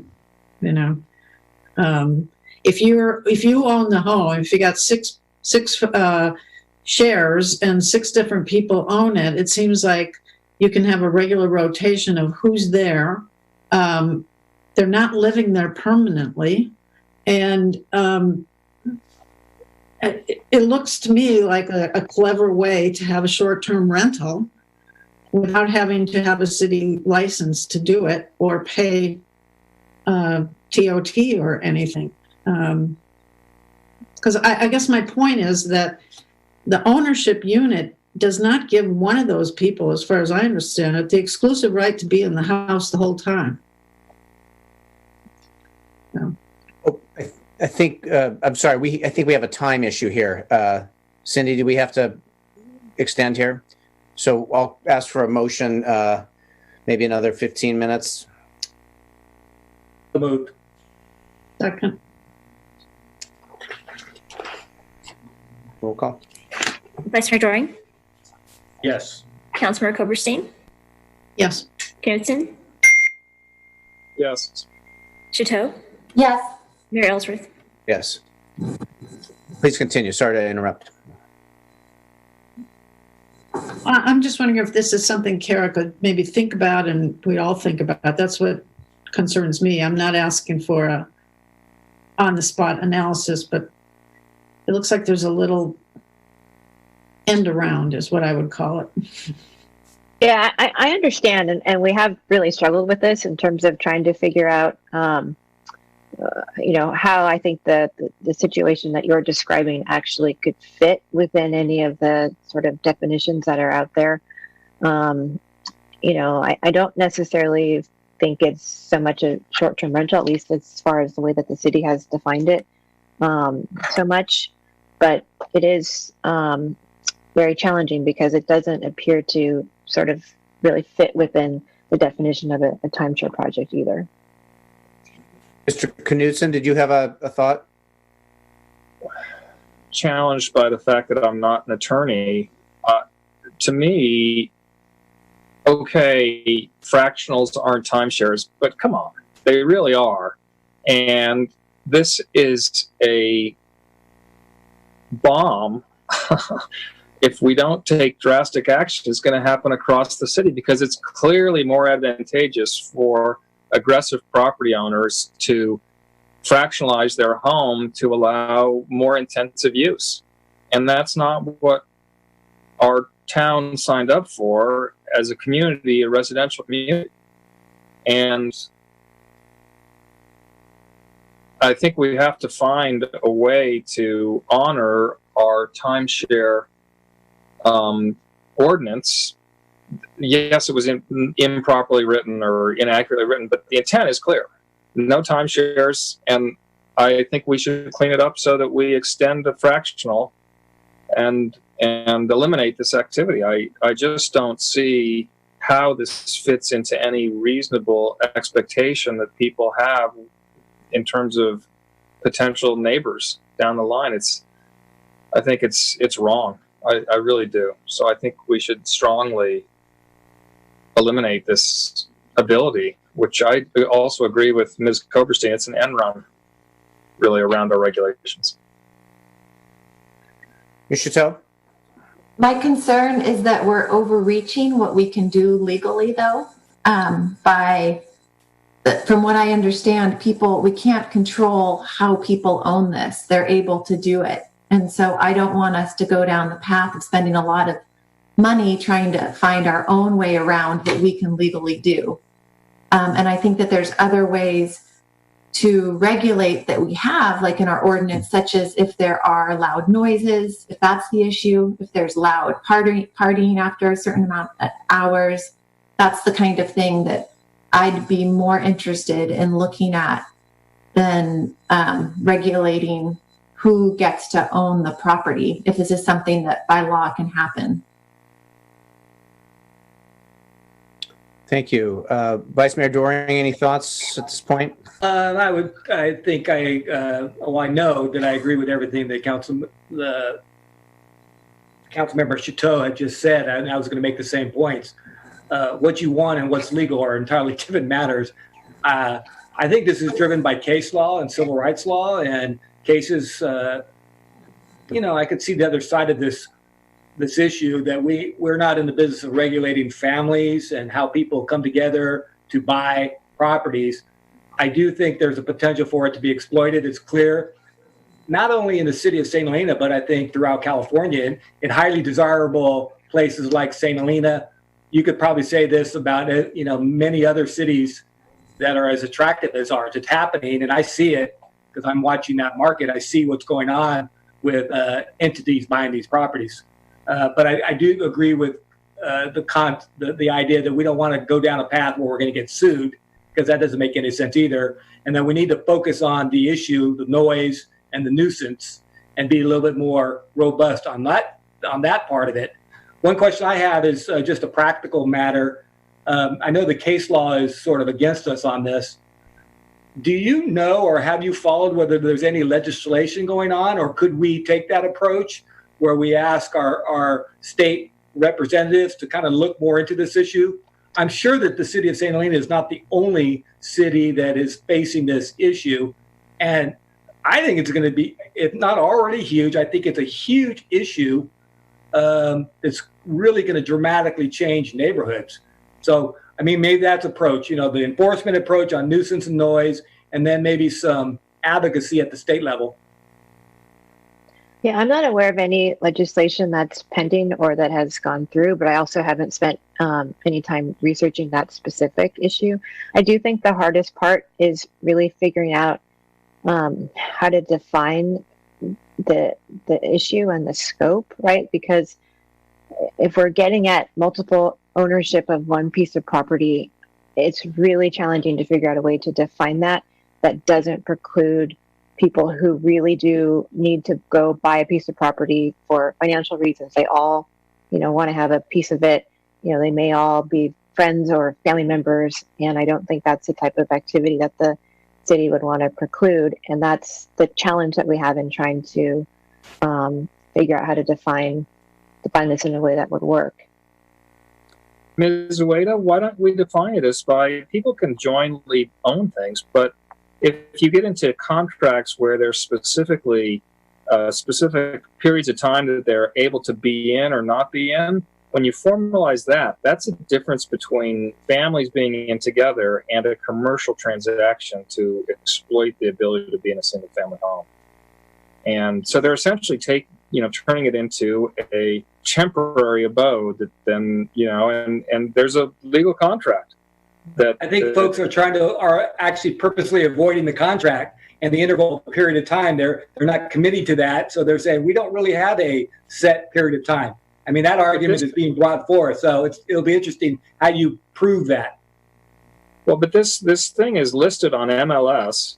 It's represented by a real estate transaction. I can't imagine they're not going to put a contract in place. I mean, other than that, how are they going to pay property tax? How they're going to do this, that, and the other thing if there's not a formal contract that defines what the terms of their ownership are? I think the other potential challenge with this particular piece of property that we're talking about, and I think perhaps others as well, is that I think the technical ownership is not by the individuals, but I believe a corporation was formed. So that if you actually pull the title for the property, it's under a corporate ownership, and it doesn't look like it has multiple owners. The other fascinating thing, just to add, is that unfortunately this property, the target property, has had numerous complaints, and the only problem with doing something on a complaint basis is that you're forcing the neighbors to call again and again and again, and also for folks that have disobeyed our short-term rental ordinance, it's hard for me to be excited about them turning around and allowing them to do even further sort of abuse of our neighborhoods, honestly. So I'm going to take a moment here and open this to public comment to see if there is any public comment. Ms. Nixon? Sure. Let me see if there is any public comment for this item. Right now, I am not seeing any public comment for this item. Okay, I'll bring it back. I'll close the public comment. I think this is an issue, an item that all our council members have put really excellent points forth on. And I see, as we say, I see the impacts. I see the sort of what could be a commercialization of our residential neighborhoods. I see the legal issues that Mr. Toe, Mr. Doring brought up. And I think it's worth looking at what we can do, what precedent is out there.